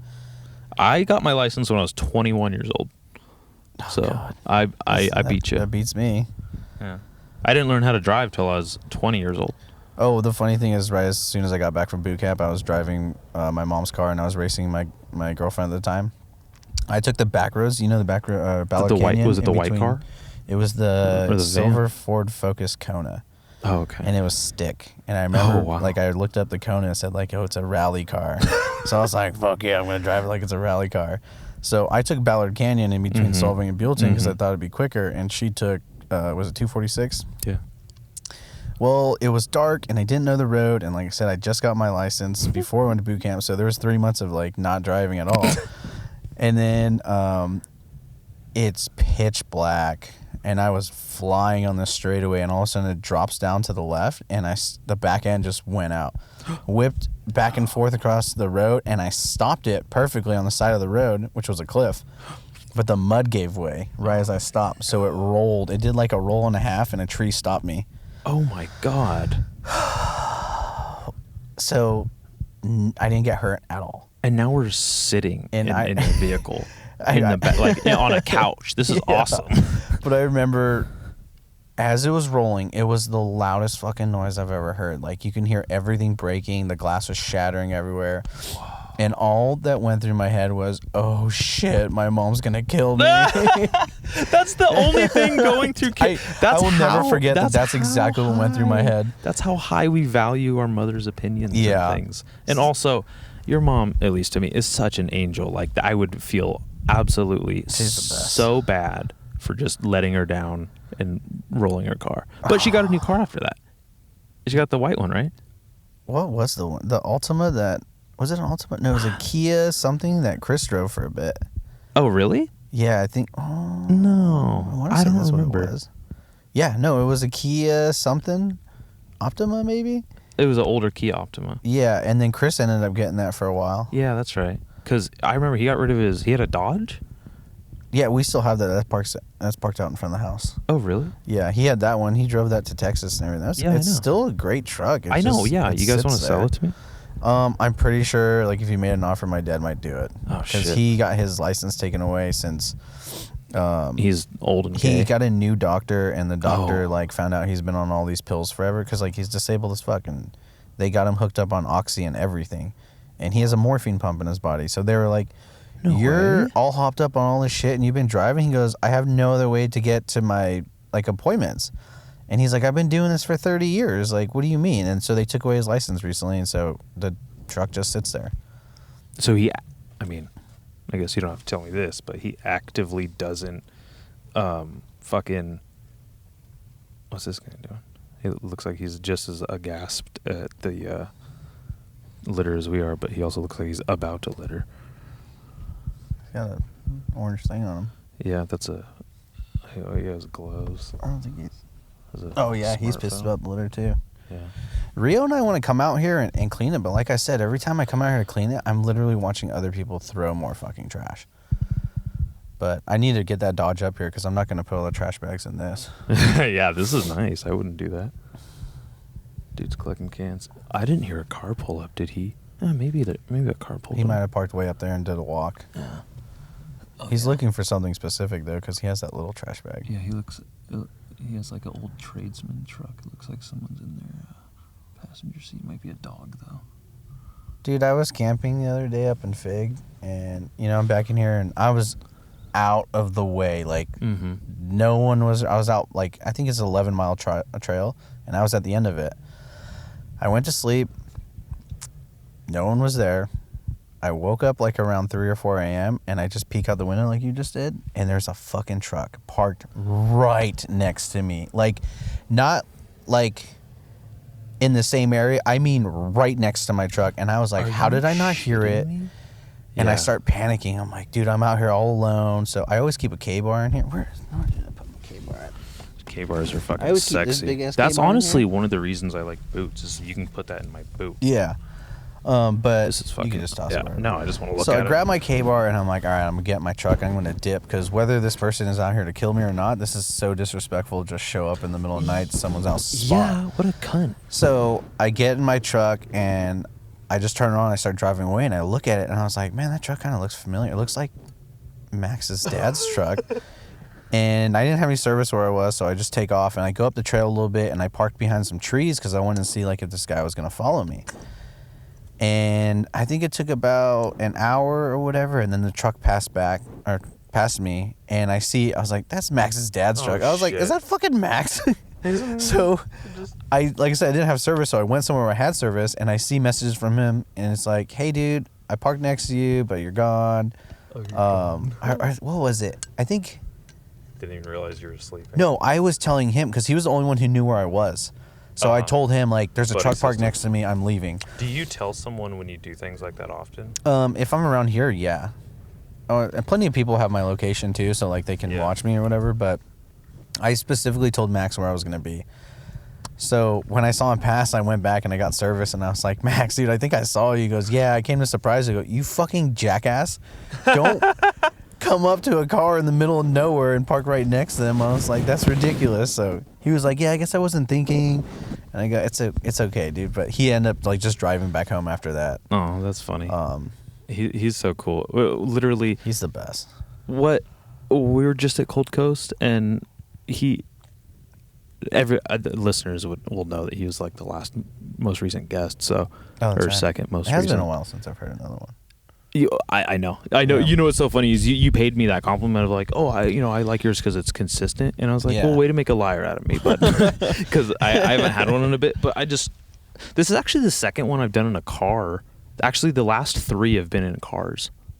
This has been really nice. Yeah, because I did a solo one, and then I did one with my buddy Orlando, which will be out by the time this one comes out. Will have already been released. And here we are again, all Toyotas. Yeah, I love it. I mean, I bought this whole truck just to be able to do this. Really? Yeah, like my ex, I feel bad because it was kind of her dream. But she was like, oh, check out this van lifers. Like, we should do this. And I kept, like, nagging her and be like, you have way too much shit. We could never do that. And then towards the end of the relationship, it just kind of, like, really opened up to me. Like, this is a possibility. I could definitely do this. So I started building it. Well, I bought the truck, and then I started building it. I had my first build was, like, my prototype one. Like, let's just see how I like it. It was too high. So, like, you know how we're kind of sitting, we have enough space, like, to slouch. Mm-hmm. Well, the other one was just above the wheel well, so it's 9 inches high. Oh. You cannot sit up at all. Ouch. So when I rebuilt it, I dropped the bed over down to 6 inches, so it's off the wheel well. There's technically a whole little shelf right behind us. Wow. That way I can get this slouching. And I'm going to rebuild it when I get my dog, so I'm actually going to take out this bench, and it's just going to be the bed on the floor. Would you get your dog? I get a dog on June 2nd. June 2nd. You want to see this little fucker? You're getting a dog? Guess what his name is?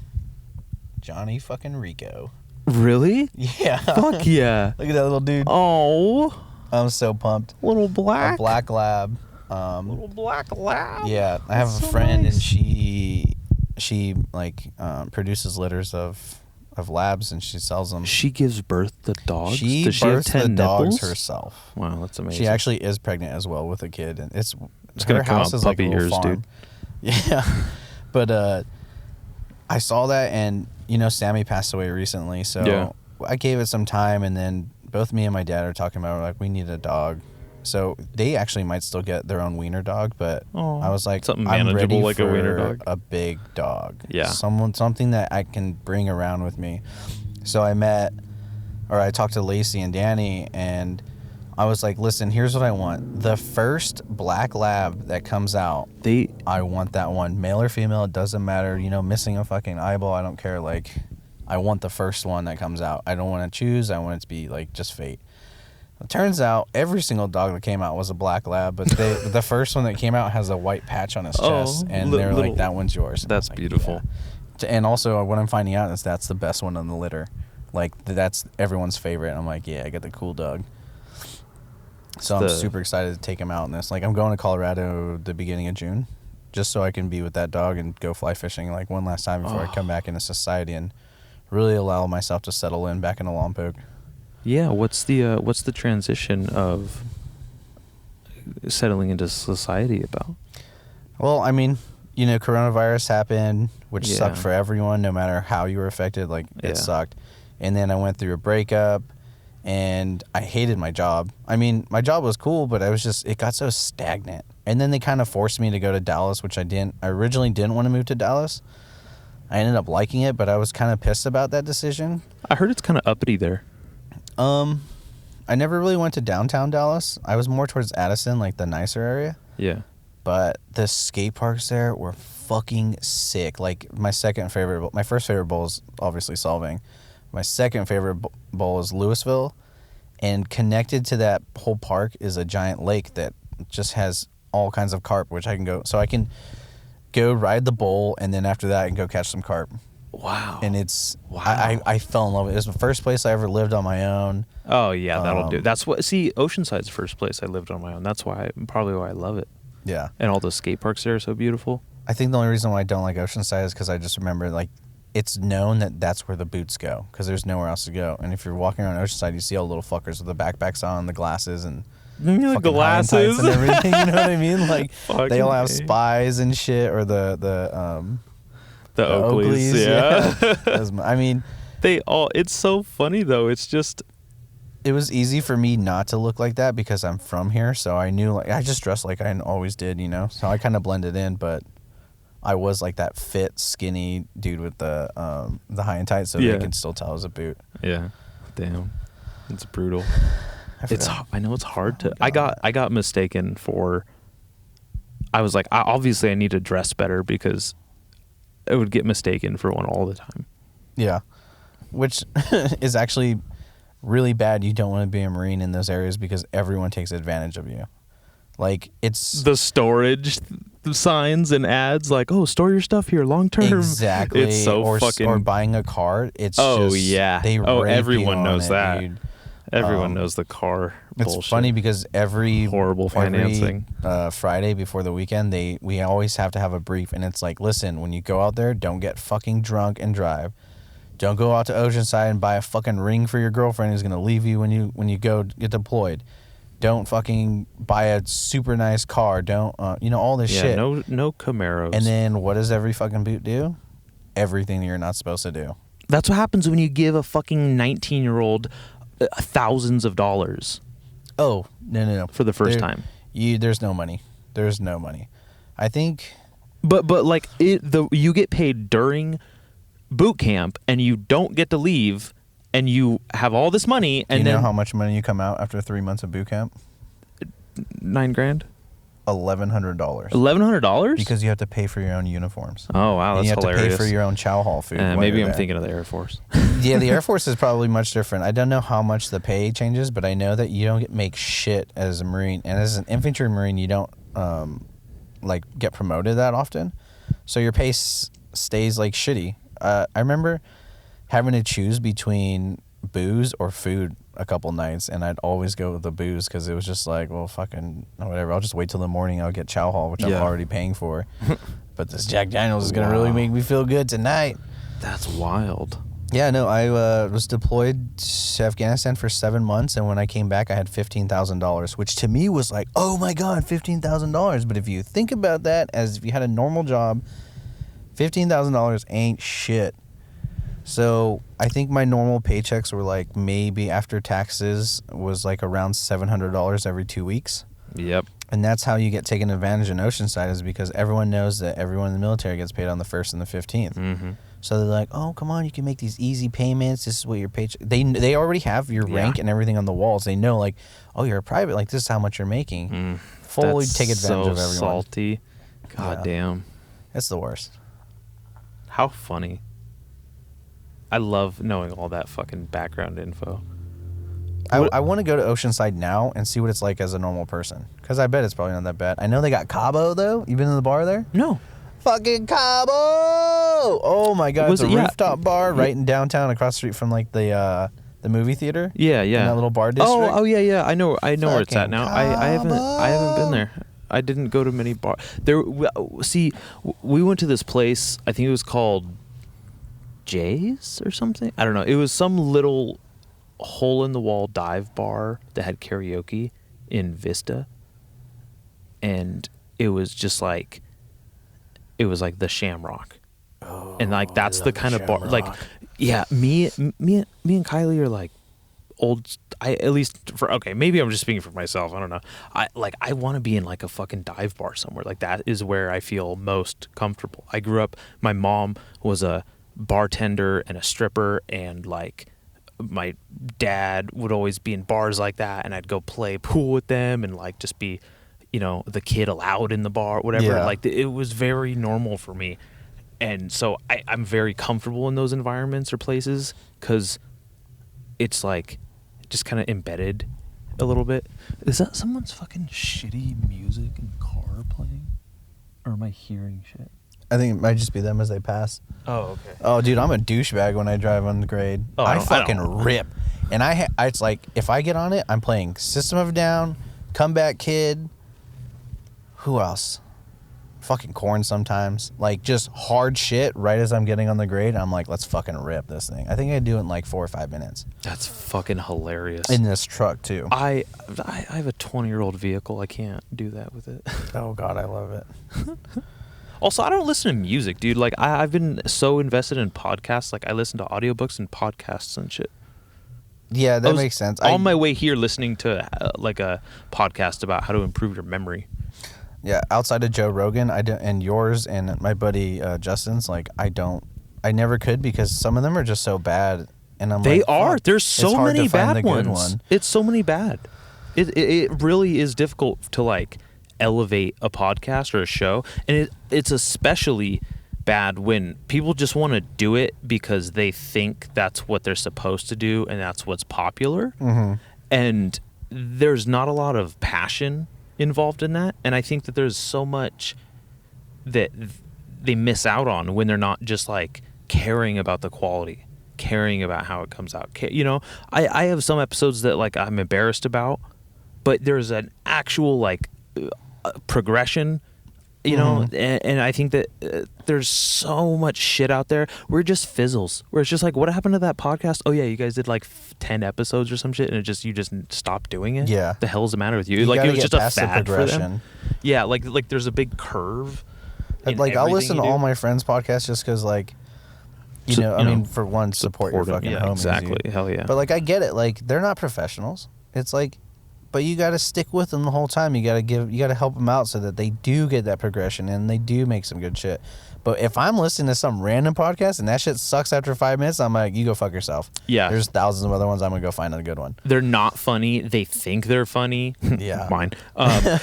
Fucking bad sound quality. Not mine. Thanks, J-Lo. Dude, this thing is kick-ass, this whole system. Dude. I really thought you were just going to, like, I don't know, record from your phone or, like... I know, because I walked up with my phone and I was like, hope this jackass doesn't think I'm just going to do it on my iPhone like a fucking dork. You know how many people are like, oh, you could just record video with your iPhone? I'm like, yuck!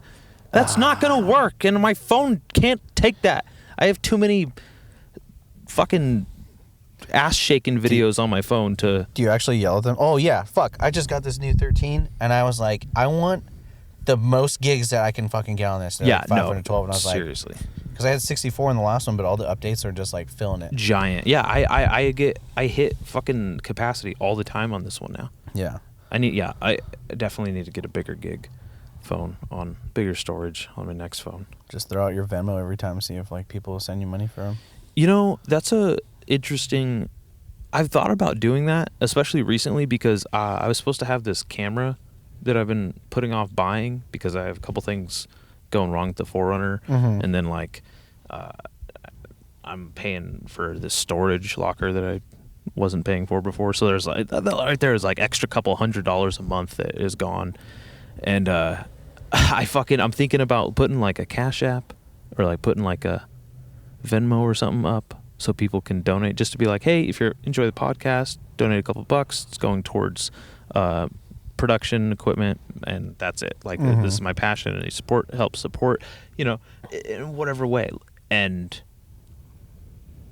I don't know how that would be or feel. Like, it feels weird. Like, to me, it's like, no, I love this. I'm gonna earn every dollar I use for it myself. I don't just need people to give things to me. Type of thing. You can do it yourself. You don't want to ask for the handout, but like, it would fucking help. It might help. I might consider doing it. I want to put like a Venmo or like, you know, the Cash App kind of like the QR code on the back of the truck, like for gas, you know, like as I'm on road trips, be like, hey, please help me with gas. But then I don't want people to know who I am if I'm driving like an asshole. No, like, that's the thing you. is like I don't like anyone knowing who I am.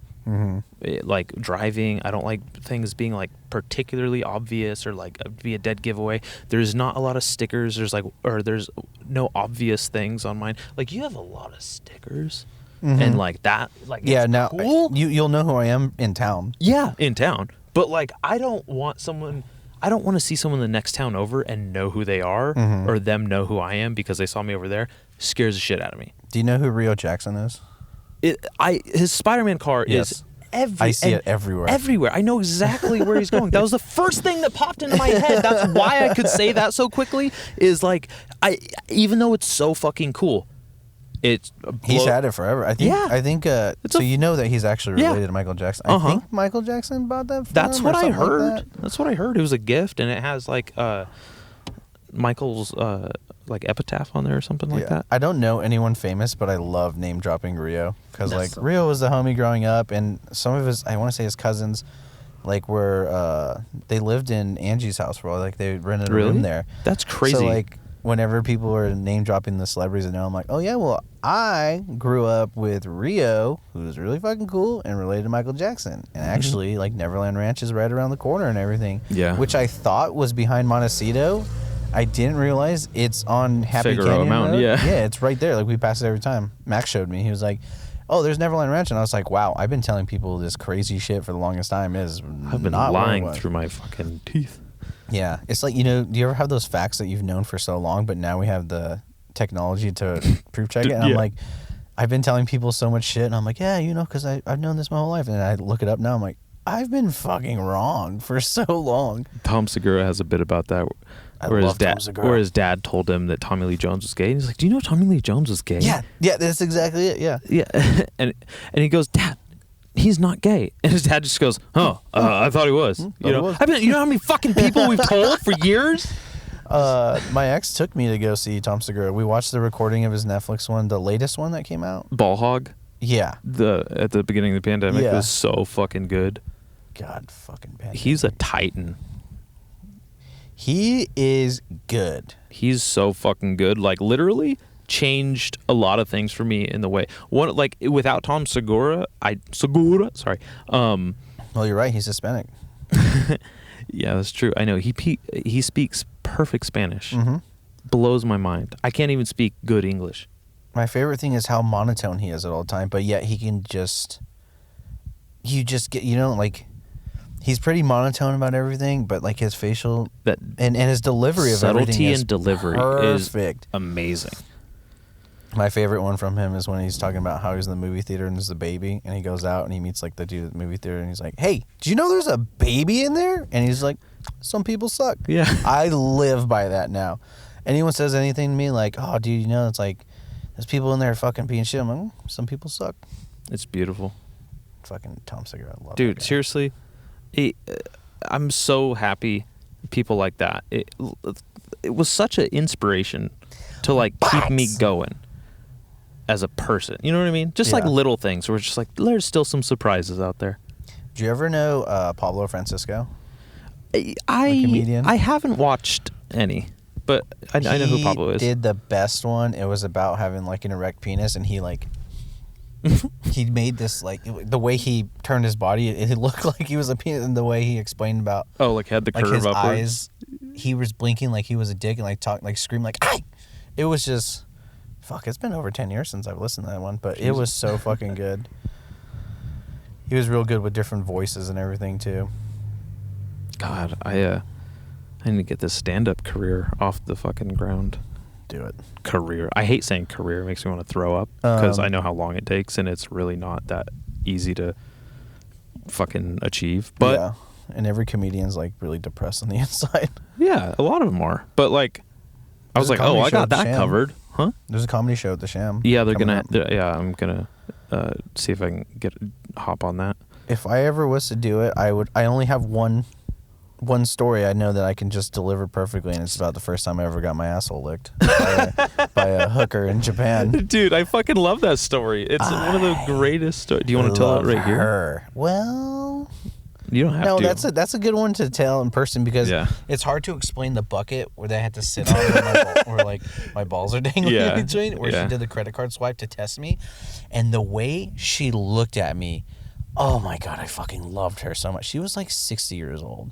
Really? And Wow. she just had this that energy. made it hotter for some reason. Dude, she was like, okay, I can find attraction in any woman because I am the horniest piece of shit there ever was. Oh, good. I thought it was just me. Oh no! You know how many? I mean, you know how many times Kylie's like, "Do you think or you're just attracted to anything or anyone?" yeah, Yeah, that's exactly what it is. But like, I have so, to like, hate you personally to not be attracted exactly, and that's what it is. Physically, she probably We wasn't have to be the real- best looking lady, but she was a naked hooker in front of me, and she's just the way her energy, the way she was smiling and making sure Confident. I was having a great time. I paid Wow. $80 American, and she made me feel like I was the best person on this fucking planet. you. Wow. I absolutely hate strippers. I absolutely love hookers, except for in Vegas because they fucking scam. Oh. So hard. Long story short, I paid believe that. $550 for a hand job. Yeah. That I didn't even want in the first Fuck place. that. I could do that myself for $5. And it goes right back in my own pocket. Exactly. Go, oh, $5. Thank you, Dallas. Here we I mean, go. The best part about that is that she also took her top off and she had fake boobs. She's like, "You can touch them if you want." And I think I remember I was like, "No, I'm good. Like, you can just keep going." Damn, that's But- horrible. The hooker in Japan though, Mama-san, oh my god, she just was like dancing around in this giant shower we're in, like massaging me and cleaning me, because that's what it is. It's Yeah. basically a shower with like a suck and fuck, and I mean a little lick of the rim. You know what I'm saying? What's it called? A soapy? A soapy, yeah. Wow. And basically what it is, so okay, I will tell the story. So, I'm with this fucking dude, and everyone knows about soapies, and if you're a Marine or you know Marines, you know that we fucking absolutely love hookers. So it's a quick little jog right outside the base. You go straight down. It was called Golden something. Oh no, that was a different one. So the one I went to, you take a train, or no, you take a bus to the next camp, and then from there you take a taxi out into Naha, which is in Okinawa. And from there, you get a local taxi. So, like, this dude does not speak English. I don't speak Japanese. But I get in the back, and I go, Soapy? And he looks back at me, and he fucking smiles. He goes, Soapy. He knew where to take me. So he's taking me to the sketchiest little alleyways that I've ever seen in my life. And this is even in broad daylight. Like, I'm scared. There's security guards outside of all these places. So you can tell they're all, like, little brothels. And we get to this, Yakuza. yeah, the one that he takes me to, there's little mama-san outside, this old lady, and she's just doing laundry. They're all, like, out there on, like, a wire, you know, she's drying clothes and everything. She sees us pull up, she goes, oh, come on in. Well, she waved, she mentioned it, or waved it, you know, like, motioned us in. And first mistake, swiped my credit card in there. That never came back to bite my ass that I know of. But, so I paid for mine, and then my buddy that took me there, he was a real piece of shit. Later on, he ended up, like, going to prison for, like, having child porn and shit like that. I did not know this at the time, and fuck that dude. Because he didn't bring money, and I paid for it, and he never paid me back for that either. He recently got out of prison and tried to reconnect, and, like, to all of us, and all of us we don't fuck with them. Like, that's disgusting. You don't fuck with kids. So, back to not fucking with kids, we're fucking with hookers now. That's right. So she motions us in, and I go in this little room, a waiting room, and there's a movie playing. And it's a porn, and it's like this Japanese lady shoving a Corona bottle up her pussy. Wow. And you can see through the bottle. So I don't know if you've ever seen inside a vagina. Like, it was wild. Not in daylight. Exactly. It's a clear bottle, and you can see right through it, and it was amazing. So he goes in first, and after about 5 minutes of waiting, then they call me in. And this lady immediately, like, grabs me by the hand, pulls me in. She's, like, dancing away back. I'm loving it. I'm like, this is sick. So my thought process was, anything could happen in this room. If there's anything that happens I'm embarrassed about, I don't ever have to tell anyone. It's just me and her in here. Well, I tell everyone this story now because I had the best fucking time. I've known it for I feel like 10 years. So she strips me down, and like I said, the whole time she's like dancing. There's not music playing or anything, but she's just like in this great mood. So it gets me in this great mood. Strips me down, pulls me into the next room, and the next room is basically a giant shower. There's an air mattress on the floor, and there's a jacuzzi on one side, and there's a shower head like on the big wall, and a bucket in front of it. So she motions for me to go sit down on this bucket, and the important part is there's a gap in the middle of the bucket where, like, when I sit down butt naked, my balls are kind of just like hanging there, but like you can fit your arm in this gap. Mm-hmm. So she's washing me up, getting me squeaky clean. And I'm not saying I don't shower myself right, but let me tell you, when you get a soapy shower, it's like amazing how clean she gets you. But so I'm sitting on the bucket, and she reaches underneath and kind of just does a little credit card swipe, and then looks at me like smiling, like seeing how I'm reacting to it. And I was like, testing the waters. That wasn't that bad. So then she gets in there, she cleans my whole ass out and everything. I'm like, this feels actually good. And I'd never done any ass play before this. So, like, this was a total shock to me, but, like, it felt nice. So then I'm learning something about myself. But so after the shower, we go into the jacuzzi, and she's kind of massaging me, and she's, like, giving me a little bit of head every now and then in the jacuzzi. Oh, nice. Yeah, it's great. And like I said, still dancing and smiling. She's talking to me in Japanese. I'm like, I have no idea what you're saying, but, like, I fucking like you a lot. Like, this is a great experience. So that lasts a little bit in there, and then she brings me over to the air mattress. And she just puts all this lube all over the air mattress and then layers me up in this lube. And then, I think she layered herself up too. And wow. For all the listeners who are getting rock hard, she was naked the whole time too. And she wasn't unattractive, but she's older. Yeah. You can tell, you know, she probably had some kids, but just her vibe was so sexy that's where the attraction was to her. Yeah. So she lays me down, starts to massage. Oh, I'm stomach down on this air mattress. She's massaging my back. She's getting lower. She's massaging my legs now. And then she goes higher up from the legs, and she gets around my ass, and she's massaging my cheeks. And then she reaches underneath and starts giving me a hand job and kind of gets me in like a cow. What's it called? Doggy style. Yeah, kind of like a doggy style. She braces my hips up a little bit, and then I feel her tongue all around my asshole, and it was like catching a fish for the very first time or catching your first wave. I was like, this is what I'm doing for the rest of my life, dude. I was like, this is the shit. So, like the term, I guess, would be a rusty trombone. There's nothing rusty about that, baby. Yeah, that she was cleaned it. Fresh. Wow. And it was, oh my God. I think like I even pushed my ass more into her face. Like I was just like this a is good girl. great. Wow.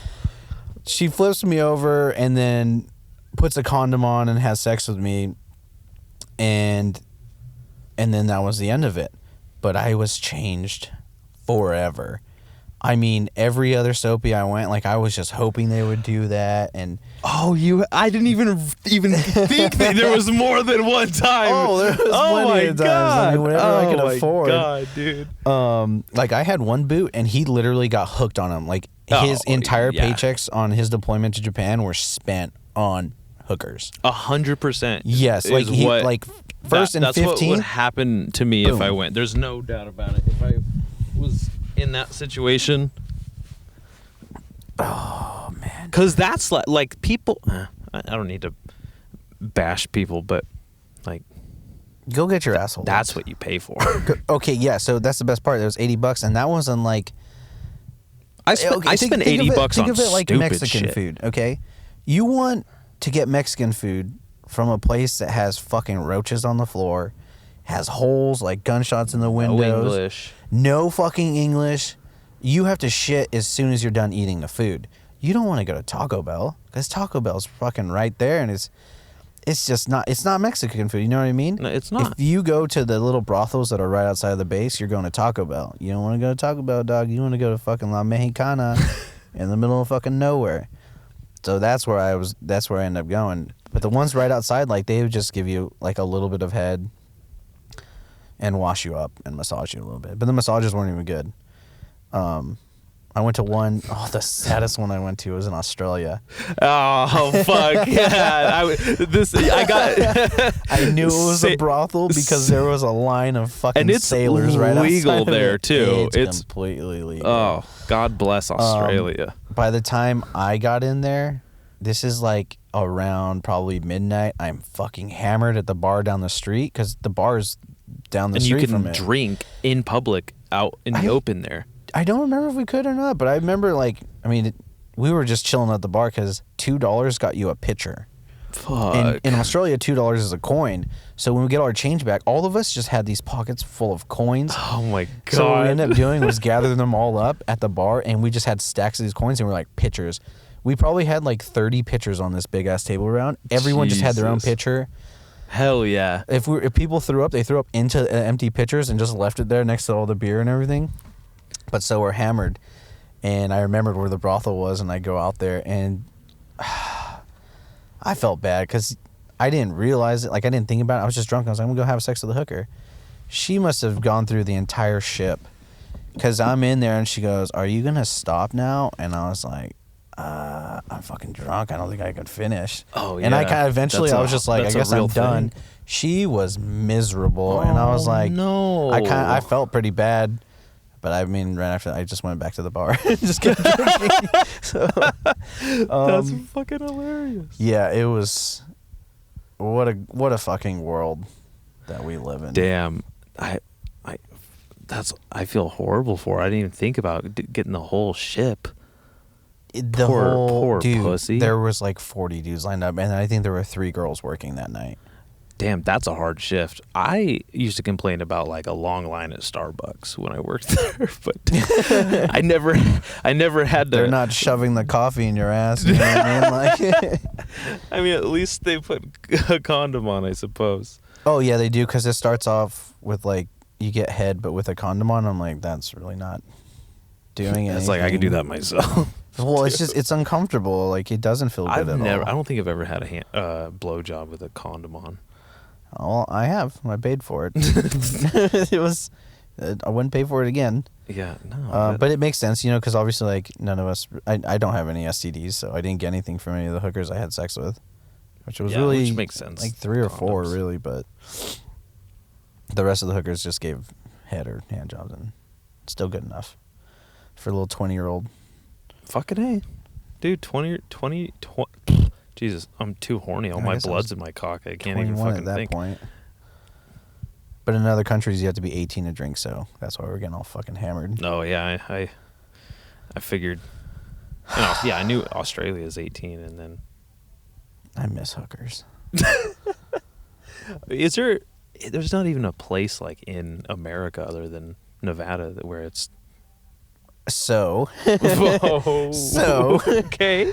Because I know what they look like, I was driving around Houston, and like I said, back in the day, I was always drunk, and I did a fuck ton of cocaine. So this night, I got off of work, and I was all coked up and hammered, and I was driving a Jack in the Box, and I looked across the street, and I was like, why is there a fucking security guard in front of this massage place that's open at 3 a.m.? And I was like, I know exactly what that is. So I got my Jack in the Box, and I went home, and I probably had more coke there, so I was like, let's fucking do it. And then, when you get enough in you, I mean, I don't know if you know, but like, coke just makes you fucking wild. So I'm like, I'm gonna go check out what this fucking spot is about. Not using any of my like internal things that are telling me, like, No don't go to this instincts, sketchy yeah. fucking area. I was like, I'm gonna go check it out. So I drive up, security guard sees me, he's like, go on in. There's a gate and the door and everything, like, barred up. So I get in there, and sure as shit, like, they pulled me in the back, and they gave me the worst massage I ever had, and then she pulled my dick out and started giving me a hand job. And I remember just being, like, she looked miserable. Like, she's like, I was like, can you, like, take your shirt off so it can help me or anything? And she goes in the hallway, and I hear her talking to, like, the boss. They're, like, screaming, and I don't know what the language was, but it was Asian. And she comes back in and goes, okay, takes the top off.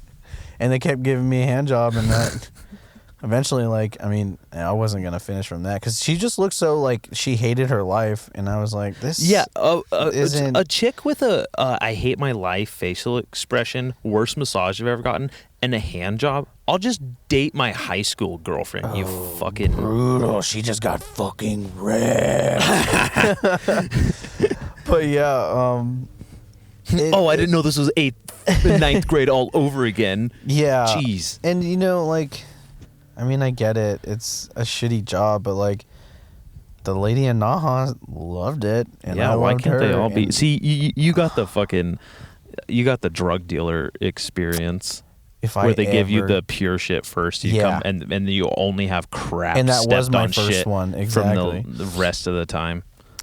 Oh, wow. If I go back to Naha, I will try and find her. I was gonna say, how old she is now. I I want her back. Oh, that's beautiful. I was like, part of me was like, I hope you can go back to Japan and I'll fucking marry her and bring her back here. Oh, that's beautiful. She can just lick my ass for the rest of my life. You just have to pay her $80 every day.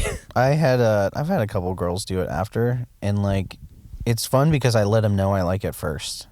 Yeah. Because I don't know, like, if you tell someone, like a dude, I mean, when I tell other guys, I'm like, I like getting my asshole licked, and like, that's disgusting, that's gay as fuck. I'm like, there's nothing gay about a girl. Oh, there's nothing gay about a girl's tongue all over. Ass. I was like, it's amazing. I was like, you know how, like, if you've ever made a girl like really orgasm, it's like, that looks intense. Like, how do I get that? It's in your ass.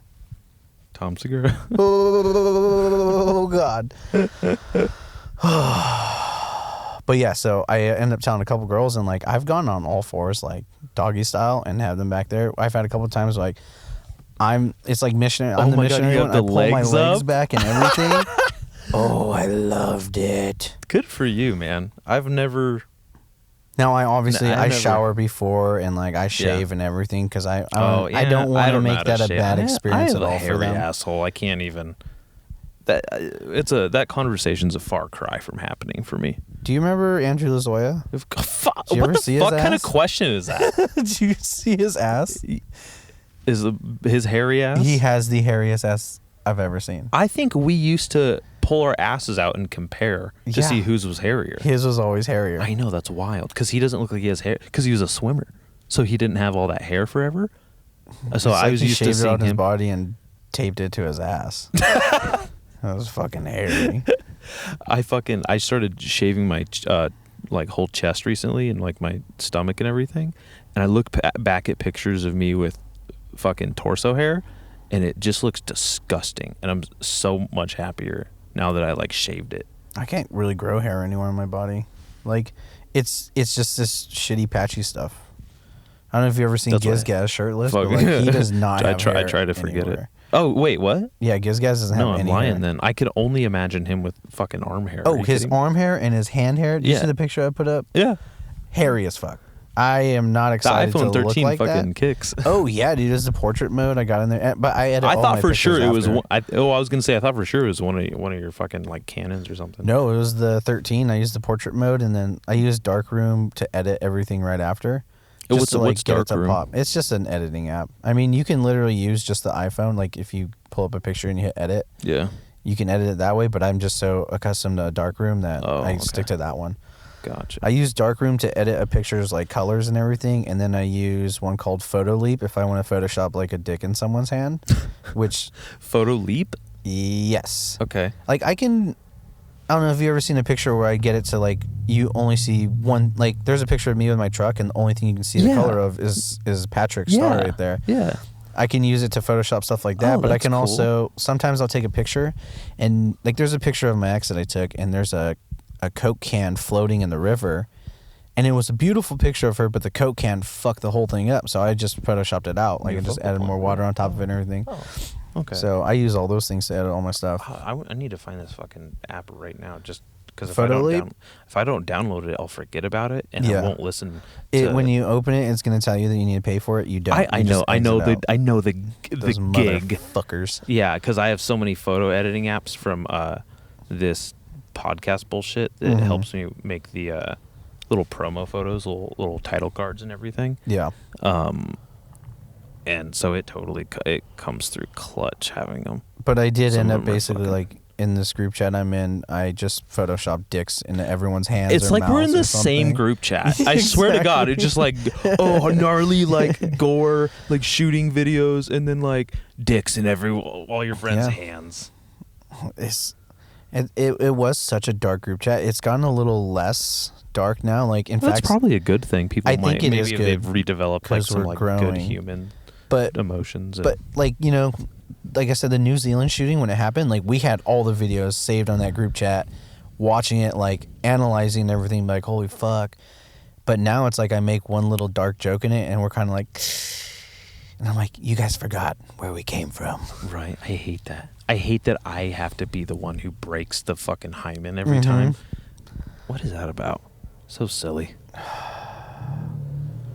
To be fair, like things like with gore and like graphic like videos, I like a warning.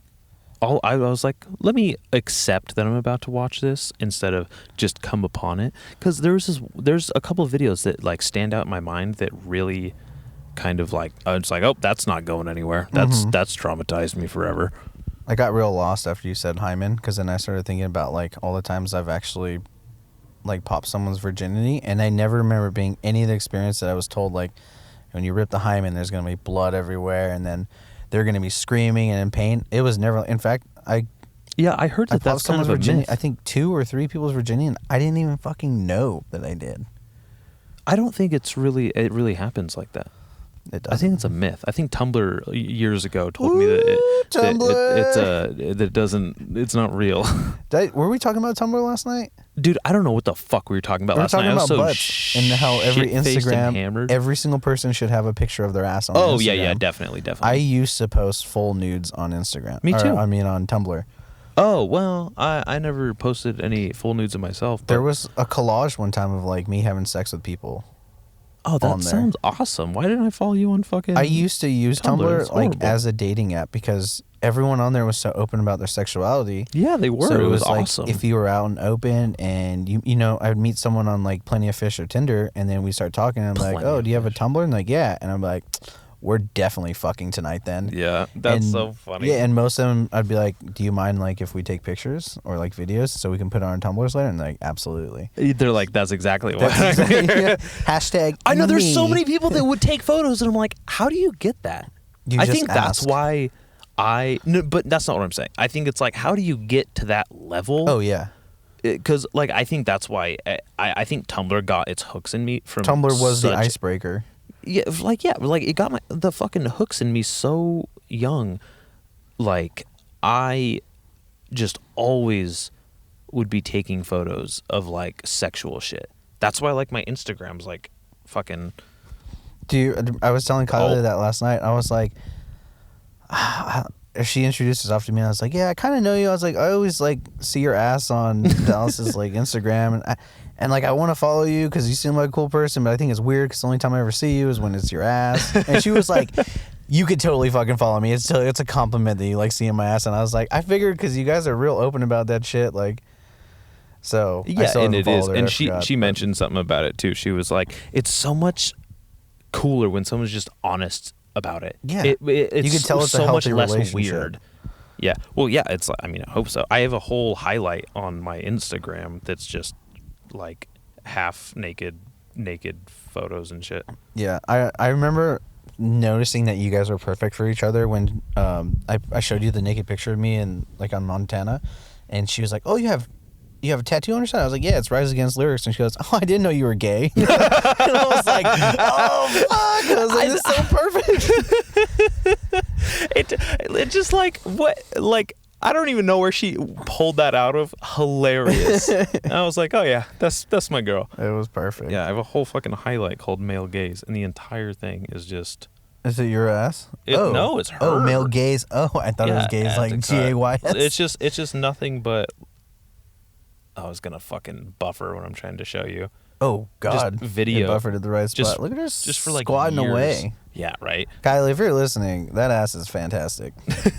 She doesn't listen to my podcast. Just little dumb shit. Oh, just a whole lot of butt squeeze. Yeah, I would The whole try thing's on there. with some of my girlfriends. I'd be like, "Can I put this picture up?" Because like I would take, you know, like Sexy I mean, I'm into photos. photography, so if I could, I'm gonna take pictures of them naked, and I'd be like, "Dude, this is like a really fucking good one. Can I put it on my Tumblr or something?" And they're like, "No, everyone's gonna know it's me because we're together." And I'm like, "Yeah, that makes sense." Heard that before. But like at the same time, I mean, it's nice. Like you It's should like show it off. But now people are getting paid for doing that. Now people have whole pages where they just get money for posting nude selfies. Here we go right now because I totally forgot I needed to do this. Where's my fucking apps at? I need to sign into your. OnlyFans is an app, right? I think so. Oh my god, this phone is still so new. I have to sign into everything every time I log into it. Is it? Let's I was see. talking about OnlyFans or something recently, and I could have swore it was an app. But It is. It says OFTV. what's that? Is that it right there? I don't know. I haven't used OnlyFans in a while, so I don't think so. Maybe it's a website. I really want to start one because We were talking about this last night. Yeah, that's right. to pay for my gas while I'm on trips. Like, I'll just fuck be like, yeah, dude. You pay $10 a month just to see me naked in the trees. You know, There you I can go. take some pretty good nudes when I want to. Yeah. So I think it'll be slightly worth it. I just don't like my body, so it's hard for me to like. put That's some of them kind of on. where I feel. Where I'm like, Yeah. I have self-esteem issues. I don't think I can just post. I expect to get paid for Mhm. posting photos of my fucking self. And every girl I've ever really like slept with or my exes, they're like, you shouldn't worry about it, like you're still so sexy, and I'm like, yeah, I appreciate that, but like. Yeah, you got. I This have appeal, dude. to look at myself in the mirror, and I fucking hate this. Well, you know what? That's one of the best pieces of information you have, though. Yeah. Every time I look in my mirror, I'm looking for things that I want to improve on and things that I like. So I see the things that I like, and I try to recognize what I'm doing to keep those things that way. And I see things I don't like, and I want to do things that I can incorporate that are going to change those for the better. Mm-hmm. I don't like my love handles. No matter what I do, I hate the love always have love handles. Doesn't matter how much weight I lose, it seems like I always have love handles. But when I was on the strict carnivore diet, love handles went away. And I was like, fuck. Is that like almost keto? Yeah, it is almost keto. Okay. I do like an animal based diet. I'm a meatitarian. Yeah, you know what I mean? And the great thing about it is you get a lot less sugar because you're not having carbs hardly ever. And the sugar you do get, like I have honey and fruit all the time. Ooh, So it's honey. it's naturally occurring sugar instead of this processed shit that is jamming up your fucking insulin sensitivity, and it just great results. I really am a huge proponent of it. And it sucks because I know I'm like a broken record at this point, and all the people listening are like, "Oh my fucking god, he's talking about this shit again." But like, you're passionate about it. Yeah, I'm passionate about it. It works, and I have like real life results, and I fucking actually look into this shit, and I'm convinced. I found my own proof in my own self experiment. And like another thing is, I have a lot of friends that are unfortunately vegan, and they suffer from bad health, and they don't even realize that we can all see it.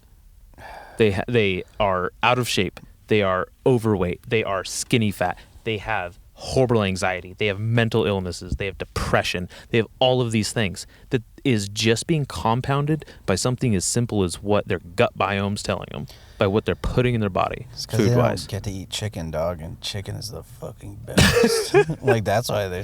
Dude, I got a steak on the counter waiting for me at home. I'm fucking so excited tonight to rip into that. When I go camp, my breakfast is steak and eggs. Oh, there's nothing better. I don't want anything but steak and eggs for breakfast, lunch, and dinner all the time. It's so good. That's not true. I love burger, cheese, like just Flying Dutchman from In-N-Out. Ooh. That's my fucking go-to. That's my shit. I used to only eat that. I was eating that so much last January, which is like carnivore month or whatever dumb shit that is. And it is, I never got sick of it. So, yeah, I never really learned how to cook a steak, which I know kind of sounds crazy, but what I do is I get the thin cut ribeyes. Yeah. And it's easy. Just throw it in a pan, and it doesn't take that long to cook it, and I don't really fuck it up. And if I do fuck it up, I'm by myself, so I'm just learning. Like, I'm teaching myself how to make it better. But I love it no matter what. And like, you get that steak, you get those 2 eggs on there, and then I have like my little the little cuties. Yeah. The halos. Yeah, that's perfect. Perfect meal right there. And I mean, I'm a huge fan of milk. Like, I grew up hard on milk. Hey, you know what? So I just drink That's cold so milk. true. I remember watching your brother. We'd have 4 gallons of milk in the fridge all the times. Yeah, dude. Fuck, think I right now watching we have him 4. drink it as like a teenager, drink gallon of milk with his like wrist straight up in the air, and I was like, my wrists don't even do that. How do you do that? I like just drinking milk, and you could see like the fucking veins and muscles from BMX in his arms, and I was just like, what the fuck am I doing wrong? Like, it never occurred to me. Yeah. You know, I love milk, and like I'll have it with everything that I eat. It doesn't matter. Milk, and I think we started drinking it so much because, you know, there was that whole lie that was like it helps build strong bones. And let me tell you, when I broke my fucking collarbone, I was furious. Like, You we felt drink betrayed. 4 gallons of milk a week. Why is my bone break? Well, I mean, that besides like falling from really high onto my face and my collarbone, obviously that's gonna break it. But like, I was pissed, and then I started breaking my fingers and toes. Like, what the hell? And then the fat came out where it's like it does not help at all with your bones. And I was like, well, That's still just not tastes true. Fucking fresh. Vitamin D is absolutely Oh, so it essential. does? It does. See- you just had flexible bones, and you were meeting the end of their elasticity because you were young. So they're coming into their own. They're finally having rigidity, and you're finding their breaking points. Tommy Lee Jones is gay. You know what I mean? Like, it's one of those things that I just never checked. Yeah, I just never checked. That's so fucking But good. yeah, though. I hope like I die with milk in my hands, man. I fucking love milk. switched to raw milk. Amazing. It's a little more expensive. So fucking good. It doesn't have that dumb farty smell that everyone grosses out about milk over. You mean like I when totally it gets rotten? No, well, that's the funny thing is because the process that our regular milk goes through, like our regular, I like guess the that does make it homogeneous, and then what else is it? There's another word I can't think of because I'm all talked out here, but it makes it so even though it is rotten and bad, it won't make you sick. You can still drink it. My body doesn't get the choice to be sick or lactose intolerant. It's built on milk. Totally. Like, I feel so bad when I have friends come over like, yeah, I guess I'll have like cheese on my burger, but I'm gonna shit later, and I'm like, what kind of fucking the weak system do you have where a slice of American cheese fucks you up? You know how much exposure therapy those people need? They're saying like our bodies aren't adapted to withstand milk. I'm like, nah, you just don't drink enough milk. Bitch. Like fucking drink 4 gallons of milk a week, and you're gonna be fine. Here's what they're talking about is the lactose. Yeah. That's Which in I don't that even the know what that lactase. is. It's sugar in milk. It comes from the process that we put our milk through. Okay. And raw milk doesn't go through this, so it doesn't hurt our stomachs, and it's delicious, and it's not all farty and like weird, and they don't heat it. That's where like you get this strange smell from like milk gallons and like all those Starbucks drinks which are just made from nothing but that milk. Also, those dairy alternative milks are way worse for you. I don't even want to fucking hear it. That shit is garbage in a I read somewhere container. that like, just being a vegetarian or vegan is not actually containable or sustainable for the planet. No, absolutely like not. you can't do it unless you live in a big city. Like if you were to try and do that in the real world, like you couldn't. It's not happening. Which I hope that one day, like civilization, society, and human genomes and everything arrive at a place where we can eat whatever the fuck we want, and it literally transforms it into the nutrients we need, so people can be vegan, and then they don't have to kill animals, and then that sounds really magical, but it's a fucking fairy tale in this day and age, and I hate people subscribing to it and then trying to talk to me. That's the part like I hate. it's like we're not gonna have a respectful conversation because you believe stuff that is so Looney Tunes.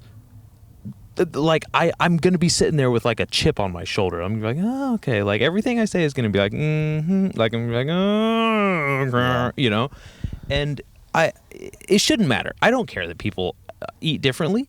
But I do care when I fucking have these strange, creepy, slothy, pale, gelatinous, out of shape people try to fucking posture and talk down to me and try to act like it's like you don't do anything good for yourself in this world and you're trying to hide behind some sort of strange moral superiority for some animals you don't even interface with. You know who actually fucking has like the most animal exposure? People end up actually farming these animals and harvesting them and using them. I think they just have so much more respect and actual dignity when it comes to animals, and even though they are killing them, there's such a better, humane Dude, we all die in the end anyways.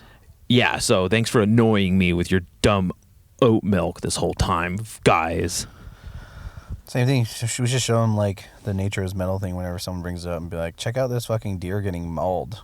Yeah. It would have been so nice if we just shot it in the head and ate it, but instead it's sitting there with its guts ripped out and getting eaten by this fucking There's lion. no easy death in the wild unless you're hunted. No, there isn't. You're either starving to death, being killed by something, dying of disease, or freezing to death. There is no fucking, or drowning. Or maybe dying in fire. Like, everything is violence. Like being a wild animal is wild, beginning to end. Sometimes there's a very brief time between that beginning and end. But if you have some nice rack on you and a hunter comes through with a fucking 308 and puts one in your chest Perfectly. You're not even going to realize what hit you before you slip into unconsciousness from blood loss and you're gone. And then they mount you and honor you and put you on the wall and tell stories about you and feed their families with you. It is such an insane, beautiful, crazy process. I need to go home and watch Meat Eater, man. Yeah. And like I totally agree with all that. And I'm not saying that just because it's animals. Like, that's how I want to go out. Please, like, put a fucking bullet in my head. I don't want to go out by cancer. I don't want to go out by getting hit by a fucking drunk driver. Like, there's enough people that will go out that way. I'll be like, you know, it's not like everyone just fucking kill myself. It's like, no, I want it to be a humane, like a painless suicide. one. Like, just put a bullet in my head, and you know, I'll say bye to everyone. I'm like, all right, it's been real. It's been fun. You know the comedian Doug Stanhope? I do not. Okay, well, he's one of the like most underrated, greatest of all time comedians. He's like your favorite comedian's favorite comedian's favorite comedian. Like he's like, you know, like Yeah. like the backbone of just underground greatness. He did that with his mom. She overdosed on pills, and they partied with her till she died, Oh my so God. she could go out. That'd be so sick. And he wrote an entire book about what brought him into this world to the end of her life, and it's called Digging Up Mother, and it's basically just like the whole backstory of her life and his life and interacting with her, and then find that final demise. And it is so beautiful and it's so amazing. And like they were literally just like, she just took all these pills that she was prescribed and said goodbye. Yeah. And partied with him, like, and his wife in like their home. I really wish suicide in a non-depressing way was acceptable. I mean, it is. There's It's like, assisted I've suicides in Well, you have medical to go environments outside now. the United States, right? No, they have it legal in California, Montana, and Oregon, and there's all these places oh my that God, have Tommy Lee Jones is gay. You know what I mean? You just didn't even check. You didn't. I You thought just it even was- look. You no. didn't even look. Anytime you have a thought, just fucking Google Well, it. that's Ask what I do Jeeves. now. All the thoughts I had are all from like before technology. Oh, So, you're old, huh? I'm 30. Oh, you're not older. I'm 27. I'm not that much older. I'm but fucking like, knocking on 30's But door. now that I have my phone, it's so great. It's like, you want to have an argument with me? Hold on. Google. And then I don't go for the first one. I kind of scroll down a little bit to find some like actual facts. yeah, and so not they just the can't look it bullshit up and ones. go, you just picked the bullshit one. Yeah, but you got to no, find like check the it one out. that's I got some embedded a stuff little. in here. If you had to choose your way to go out of this world, what would it be? The way I would go out of this world, let's see. I kind of want to like find out what being in space is like. Have you watched Space Force on Netflix? I tried. It's not really my thing. Okay. So that is a very great depiction of the military in a comedy form, especially depicting PTSD. Because if you pay attention to how Steve Carell is, he's actually like, he used to be a POW in, wasn't it Bosnia? He crashed or whatever, but he had to like evade capture for a long fucking time. Well, anyways, in the whole show, he's dealing with extreme PTSD, but it's shown in these forms of comedy that I think only people with PTSD can catch. But now that you know, if you watch it, you'll catch on. Like, Have you heard of Vet TV?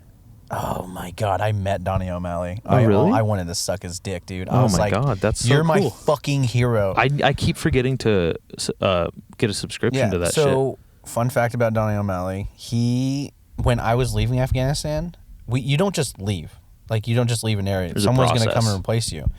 So as the helicopters came in and landed, 2-5 was coming off. 2-5 was the other unit. I was 2-4, they were 2-5. Yeah, the 5th Marines. The guys who were coming off, Donnie O'Malley was lieutenant at the time. He was one of them, and then I got onto the helicopter and left. I'm I sorry, didn't know 2nd him Marines, at the 5th time. Battalion? Yes. Okay. Wow, I can't remember. Because mine's 2nd Battalion, 4th Marines. His Oh, is okay. 2nd Battalion, 5th Marines. Okay, go ahead. But yeah, so when he got off, like, we were getting on, and I found out years later by another guy who was in that unit that, yeah, at that time we switched. So when I met Donnie O'Malley, I was already so invested in the show. Like, I was paying for it before it even, came out. Like the service what's it called when you pay for something before subscription. before it's made pre-order. Oh, to help it crowdfund. Yeah, I did that to help like support it, and I met him, and he was taking pictures of everyone because he's like famous in the military world because of Vet TV. And I remember like talking to him for a quick second in his ear. It was a Marine Corps birthday, so it was loud as shit, but I got to take a picture with him. I get in his ear and I go, I want you to know that what you're doing for all these veterans right now by putting this comedy out here, this relative comedy to us, has saved so many fucking lives. Yeah.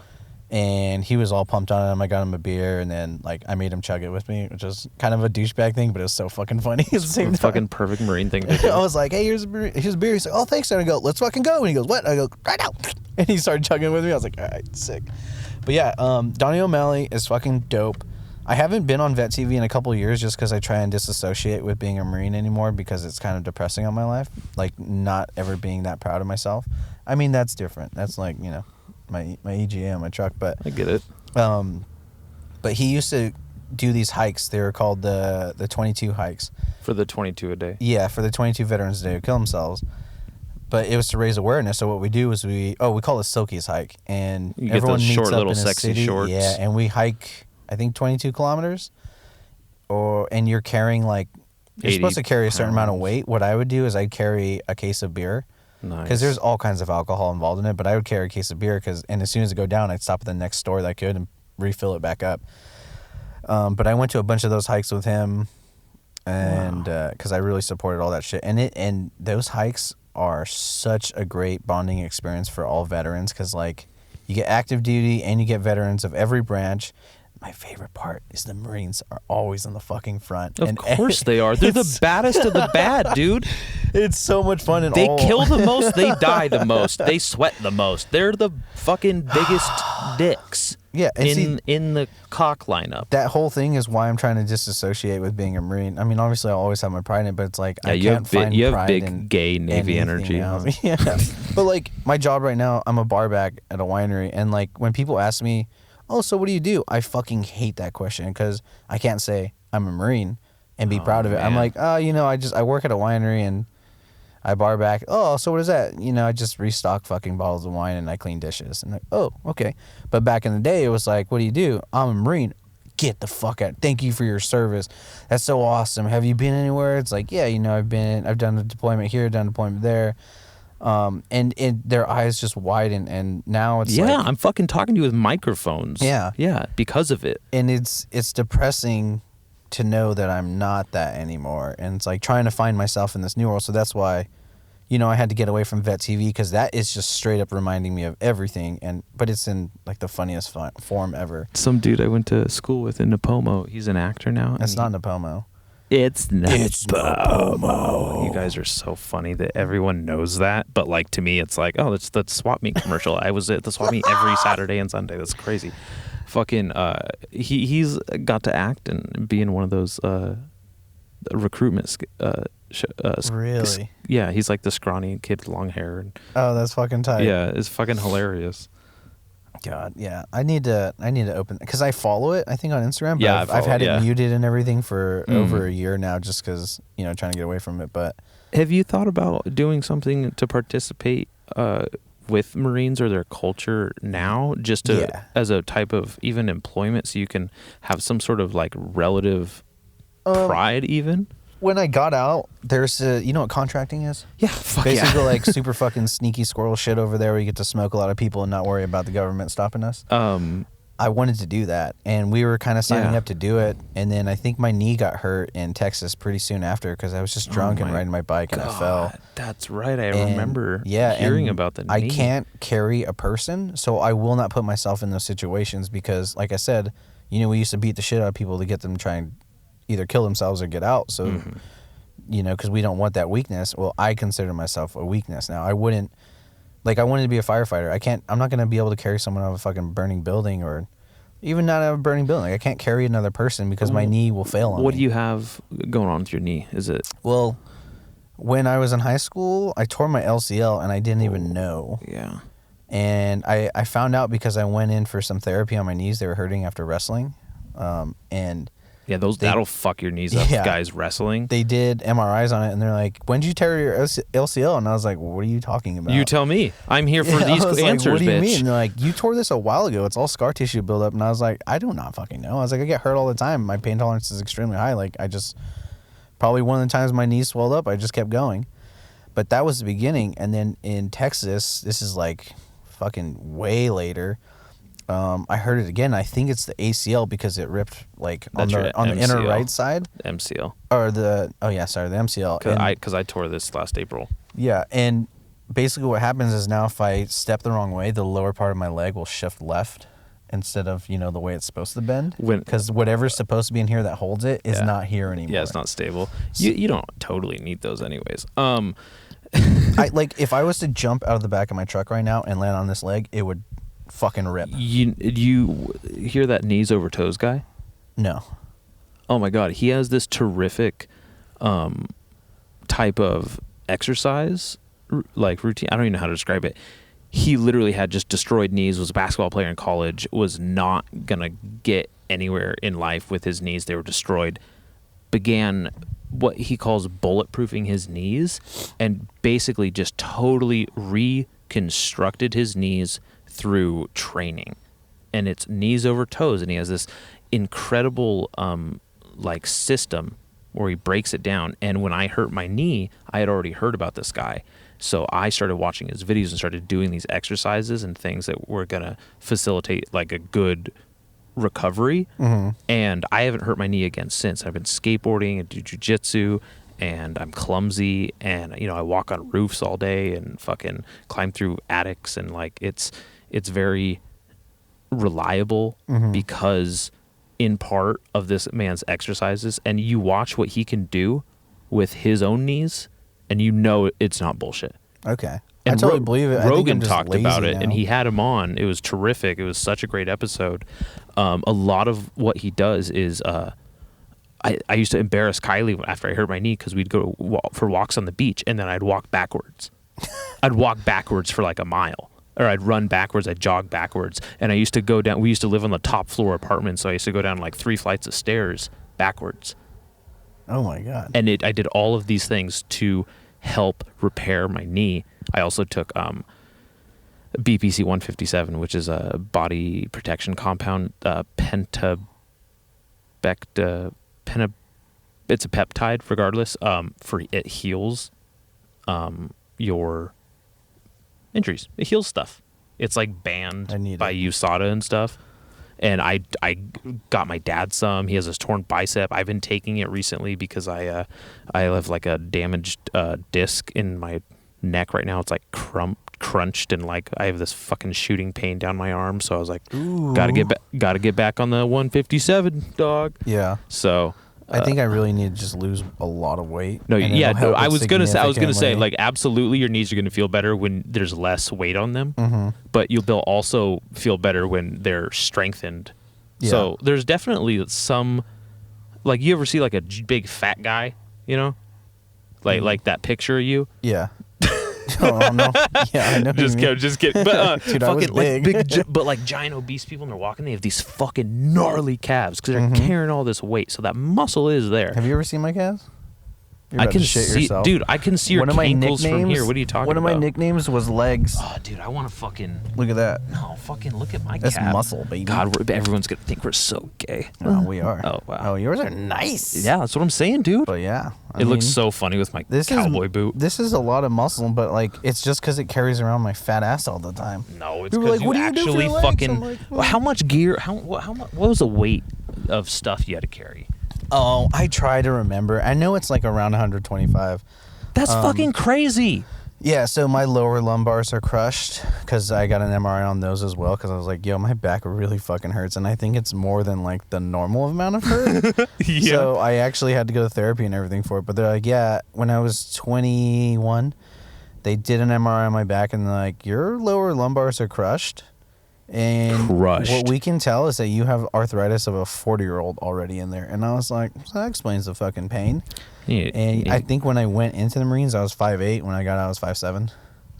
Just from all the weight we carry as infantry, like, it crushes everything. That fucking sucks. Yeah. I mean, but like... If all that happened and I didn't get to kill some insurgents, I'd be so sore. I am very sore about that. Yeah, and then especially like pulling out and everything, it's like wanting to be a contractor and not being able to do that either. I am so sympathetic towards empathetic rather to this. Like everything right you now? just described to me, dude. Like I appreciate that. Because I couldn't imagine what that actually feels like. I mean, I can imagine, but it sounds horrible in terms of like, everyone has those like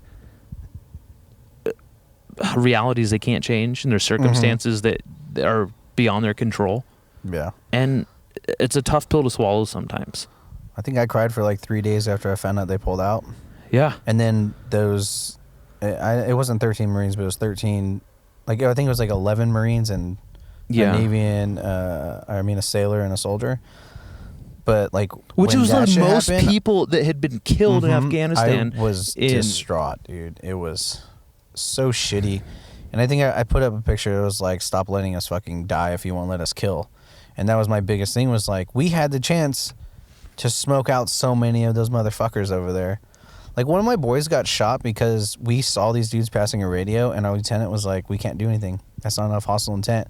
I was like, we can hear them planning an ambush on us. What the fuck are you talking about? My team leader actually got what's called NJP in the military. It's non-judicial punishment. He got, like, ranked down and everything, or busted down.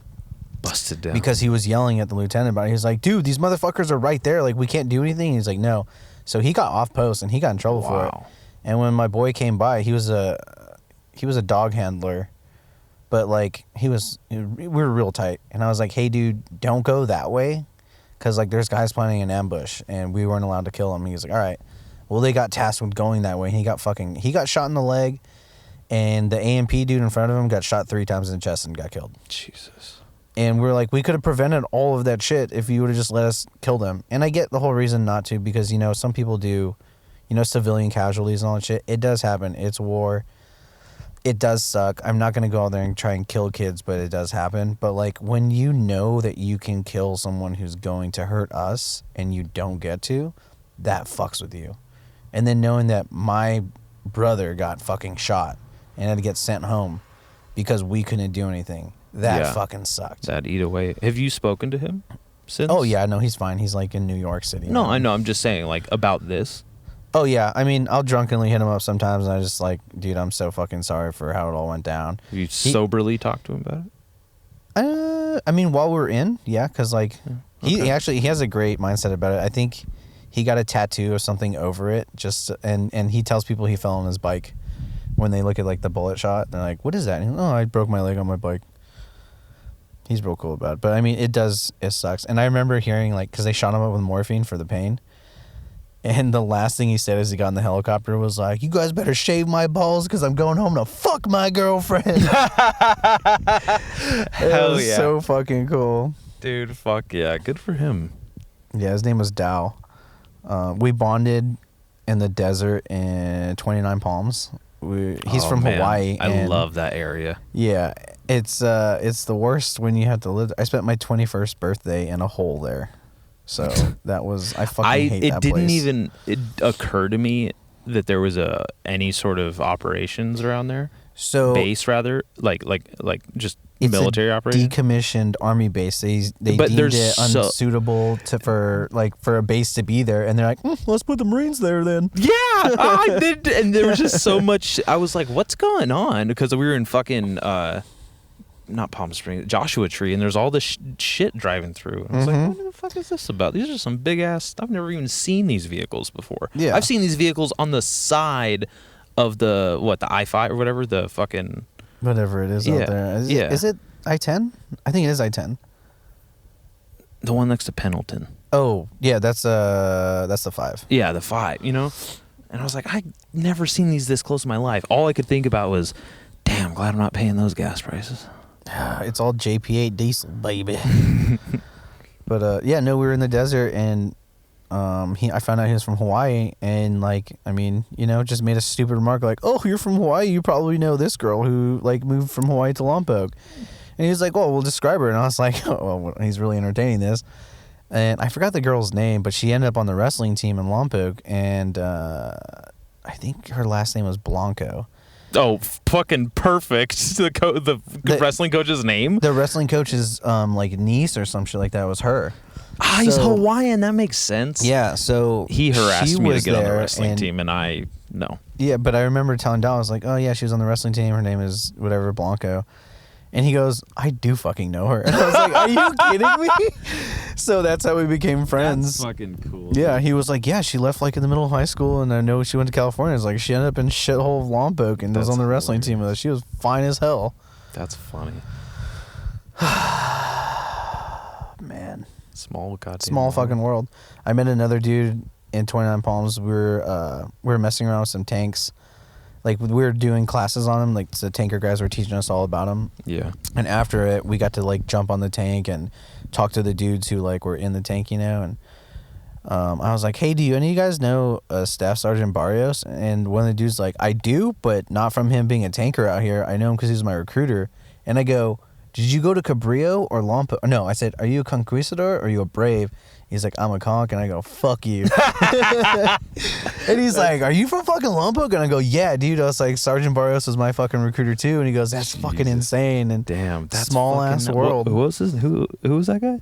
I don't remember who the dude's name, because he was from Cabrillo, so I never knew him. And but once I did recognize him, because you recognize everyone from Hell Lompoc. yeah, exactly. Once he told me that he was from Lompoc, I looked at his face and I was like, okay, I do recognize him. But that's so funny, dude. Yeah, I met another guy in Japan. I went to school with him, and he went infantry as well. So, but he was like, I want to say he was East Coast, and I was just like at a subway in Japan on base, and he walked right by, and I was like, dude, what the fuck?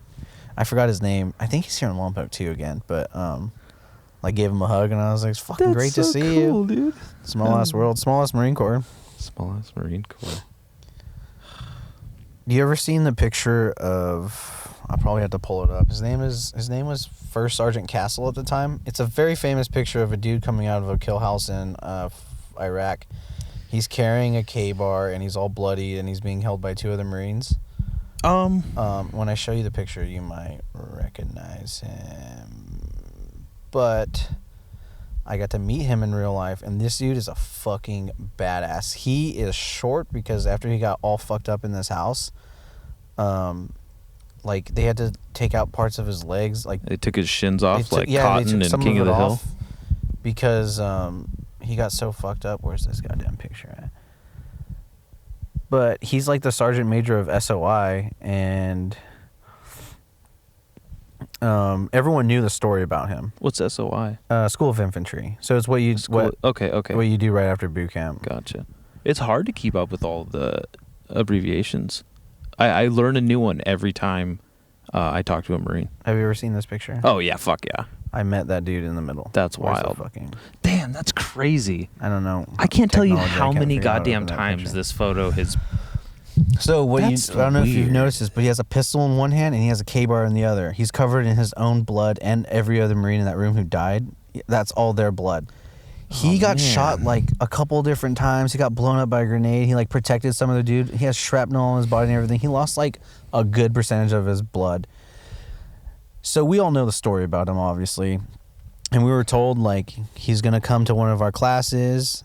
It was in Iraq. He has a Beretta. Yeah. And so we're in the class, and I stood up because I was getting tired. And like when you're getting tired, you stand up and you get to the back because you do not go to sleep in one of those classes or you get fucked up. So I'm standing up in the back, and I just felt this presence right next to me. He goes, "How you doing, Marine?" And I look over, and I got a boner and shit myself at the same fucking time because I was like, "Oh my god, it's him!" And he sat there and talked to me. He was like, "How's your experience in SOI, Marine?" I was like, I was like, "Oh, Sergeant Major, like, I love it here." I fucking hated it there, but I was like, "I love it. This is the greatest." And like, you're not going to tell this war hero that you hate being a Marine. Yeah, yeah. And I was just like, you know what I hate? My friend's blood all over me. Yeah, dude, he fucking killed a lot of people in that room. I imagine that whole kill house going down like the way. Have you ever seen Punisher? Oh, it's so fucking good. You know where he's like going way fucking hard? I think he's in Afghanistan, and like all the dudes are coming in, he's like killing them all with like his knife in his bare hands. Oh god, I'm gonna go home and rewatch Punisher now. That also is my favorite representation of the Marines because it's definitely a little dramatic, but like the way he's like, oh, like that is what we grunt and we fucking make. Like when we're doing roll call, you don't say here. You say kill, or you say murder, or you say dead babies, or you do a grunt like or depending on how salty you are with your own phrase, like you can just do like like weird shit. But when they did that in the Punisher, I was like, that's fucking it right there, dude. That's a fucking Marine. Like, I love it. Sprinkled some respect in that show. Good for them. Oh man, it's like I said, it's a little over representation of it, but it's pretty close. Things to, they got right. Like how a war hero would fucking be. Like that dude's obviously, he's just like, I'm gonna kill everyone, and does.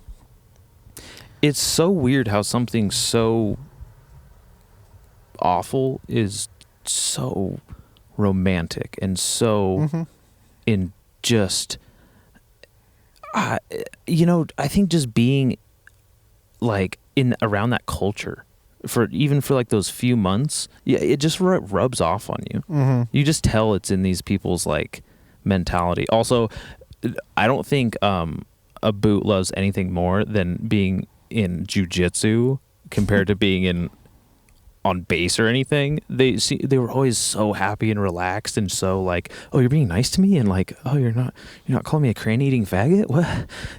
Yeah. It was. Here's why. That boot, when he's back at the barracks, he's getting fucked up the entire time. I know. I think a lot of now. my It's all like Yeah. I was like, I'm so happy I got to like make you like getting strangled recreationally and without our fucking dicks out. Yeah. It's they were it's touching. kind of weird. I guess I never really talked to too many people about it, but like I think some of my PTSD comes from being a boot, because it's like I want to go to sleep, I want to get 8 hours of rest. It's fucking 2 a.m. and all the senior Marines who are out there getting hammered, literally kicking your door. Not like, and it's locked. I watched videos of this shit happening. They'll It's kick fucking... in your door, rip you out of bed, start beating the shit out of you, and then be like, "Hey, what's a fucking 9-line right now?" So you're, and when I'm done explaining this, you'll understand why they do all that. But it's like, what's a 9-line? And a 9-line is a radio report that you do when there's a casualty. It's the information you have to give to the bird that's coming to pick them up. Yeah. It has like which direction they should come in from, like what's going on with the casualty. I mean, there's 9 lines of it. I really don't remember it all because it's fucking hard. No one's but- woken you up yet. Yeah, and In a you know, while. like I've been out for a long fucking time, but you know, they come in, they kick in, they beat the shit out of you. You're in this stressful situation. Then they go, "What's a fucking 9-line?" And if you can't give it to them, they continue beating the shit out of you while they're teaching you it, and then they want you to be able to finally read it back. You know, once you do, maybe they fuck with you for a little bit more and then they leave. And then 45 minutes later, they do it again. And then 45 minutes later after that, they do it again. And it's all fucking night. Like, I literally hid under my bed one time. I was like, I'm not going to deal with this night because I could hear how drunk they were outside. And I was That stuck at gives the me barracks that anxiety weekend. right there. Yeah. I actually caught one of my boots hiding underneath his bed because I kicked in his door. And I was like, where's this motherfucker at? Because he wasn't answering his phone, he wasn't doing anything, and I found him sleeping underneath his bed. I pulled him out, and I laid into him, dude, like just screaming at him, like, "You fucking boot fuck!" And I made him like get all his other boots, and like we did a long run the next day just to like, be like, you don't fucking hide from us. I get it. I was a boot too. I know it fucking sucks, but like, you don't do what I did. You don't do as I say, not as I did. Well, obviously, you Yeah. never tell them about how you were as a boot. No way. You never show weakness to them. But that's where beautiful. like I think a little See, bit. there's so many fucking like deep archetypal stereotypes and just beautifully like chaotic tropes that may seem redundant and you may be played to death in movies and literature, but that experience of it sounds so affirming and so character developing. Oh, absolutely. I mean, I'm literally just It's such so well. I'm literally just such a like little fanboy about it now. Like I know how silly I sound like on the other side of this coin, talking to a Marine, and I'm just like yeah, I know I'm a goofball, but I don't know, like I'm just so thankful to like even get any little nuggets of info from it, because everyone has a little bit different. There's so much too. You know, you hear like you can only hear so much, but I can't go into detail about everything because there's so much shit that's just it's gnarly, dude. Being a Marine is like fucking gnarly. You get fucked up all the time, like beat the shit out of for like 2 years until you're not a boot anymore, and then you get to fuck up other people, but still there's people above you and they fuck you up if you fucked up someone else too much. Damn. It's like and fighting is constant. Infighting? No, fighting. Okay, like I thought you said fight infighting. each other. Yeah, like that. Well, that is infighting. Yeah, okay, yes. All right. Like I said, I'm a Marine. I'm a fucking idiot. I got a 55 on my ASVAB, which is low, baby. I just barely made it to even being able to be an infantryman. But that actually sounds perfect. yeah, I wasn't just saying Marines are idiots and like I'm like this fucking genius. No, I was a dumbass too. I mean, I guess I had to be enjoying the Marines, but yeah, like fights are They happen all the time, and the best part that I loved about it was you didn't fight someone and then hate them.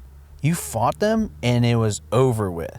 Camaraderie. Yeah, so like when I'm out at the bar and I see someone get in a fight and everyone's like, no, I'm like, I yell at that person, shut the fuck up. Let them fucking get it over with, and then they better buy each other a beer after this. That's not how it works all the time, but in the Marines, that's how it works. You beat the shit out of someone and be like, get the fuck up, let's go get a beer now.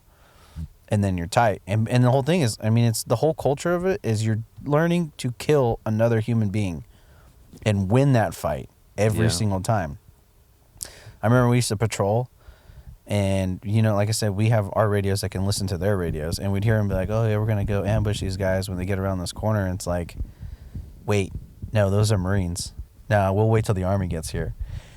Oh, when I heard that shit, first I was pissed that we weren't going to get in a gunfight, but then I was like, my dick is so fucking big right now. They don't even want to come and try. Like, they're fucking so afraid sexy. of us. It was the best. And I didn't even realize the delineation of that forever. All of this fun, like division in the branches and all, just the respect that Marines command is so I was so fucking worried that I was gonna fall in love with it, being like just listening to it and looking shit up and talking to, because the professor at the jiu-jitsu school I went to was he's a Marine, and I think, I don't know, fucking staff sergeant, all that bullshit. He was, I think, in fire too. I'm disrespecting all his fucking cred right now. Sorry, Doug. That's no worries. No one really cares. He was so fucking such a cool guy, and I just had such respect and reverence for it. And I was like, oh my God, am I gonna fucking sign up? This is ridiculous. Starbucks sucks, but it can't be that bad. I would, if people ask me, I would say join the military. I always tell them join the Air Force. I go, look, dude, what do you want out of your life? Because when I joined, my plan was to kill them, and I actually never had any plan of coming back. I figured I was going to die there. And especially when I was in, like, there was a time where I had to sit down with another sweeper because he was like my fucking bro. And I was like, you know that when we go there, we're not coming back with our legs. And we fucking cried. We sat down, we had to accept it. It wasn't like, at the time, there wasn't like a chance that we're coming back. It was like all sweepers are getting fucked up right now. The chances of you coming back are none. You're going to lose your legs. And I was like, well, I'm going to accept that because I'm going to keep my boys alive. So when people ask me, like, should I join the Marines? I go, do you want to have pride in yourself forever and know that you did a really fucking badass thing, and when you're at a bar talking to someone in a different branch, you win the dick measuring contest? Or do you want to join the Air Force and have a successful future later on, and probably not alcoholism? Probably not alcoholism. So I tell them, join a different branch and really search in what you want to do. If you want to kill the enemy of the United States, possibly, join the fucking Marines. And that's about all I give them. Because it's cool. It's just a dick measuring contest, especially within the other branches, too. I love it. Like, when I was in, dude, I was on a Navy ship. It's the Navy's ship. And I'm just a Marine on it. And the sailors would get out of my way just because of the uniform I was wearing. Like, they looked terrified. They come in through our berthings, and actually, we kind of fucked with them. So that's probably why, too. But, like, they would see us and they get out of the way when it's supposed to be the other way around because it's their ship and we are just guests on them. And while we're in, if you meet any other branch, like, no one fucking says anything to us unless they've actually done some shit. But it's so slim for other branches.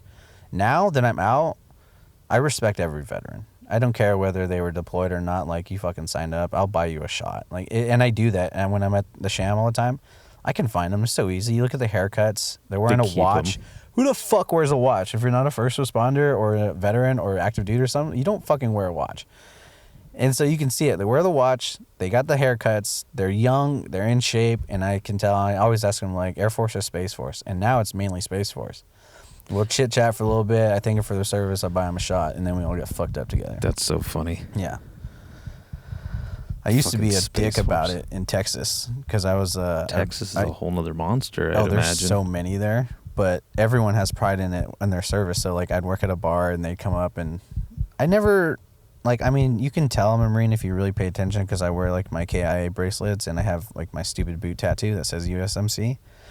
But sometimes they wouldn't see it, and But a lot of yeah. and they would show me like their military ID, and I go, oh, what branch you in? And they're, oh, I'm in the Army, and I fucking, I'm like I fire cannons, and it's fucking badass, bro. You should try it. I'm like, oh, that's real cool. I was like, did you get deployed anywhere? Like, no, not yet, but like it's fucking tight. And I go, oh, that's cool. And they go, hey, you seem to kind of know a little bit about the military. Like, what about you? And I go, oh yeah, I was infantry in the Marines.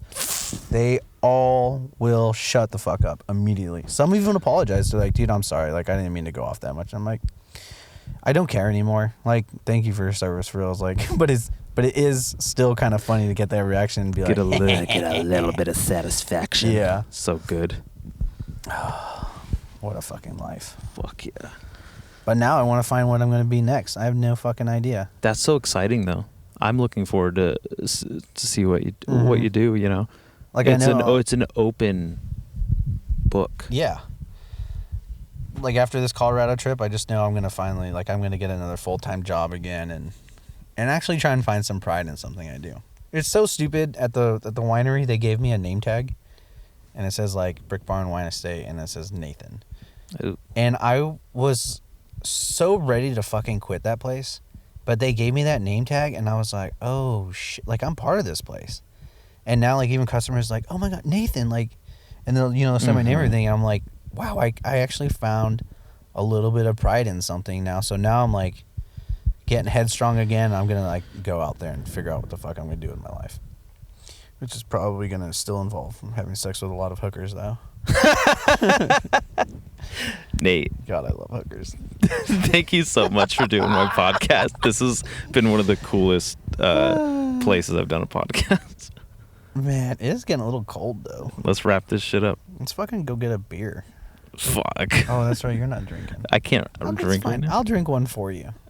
Just don't drink 2 for me, all right? Now it's going to be 2. All right, Nate. Later.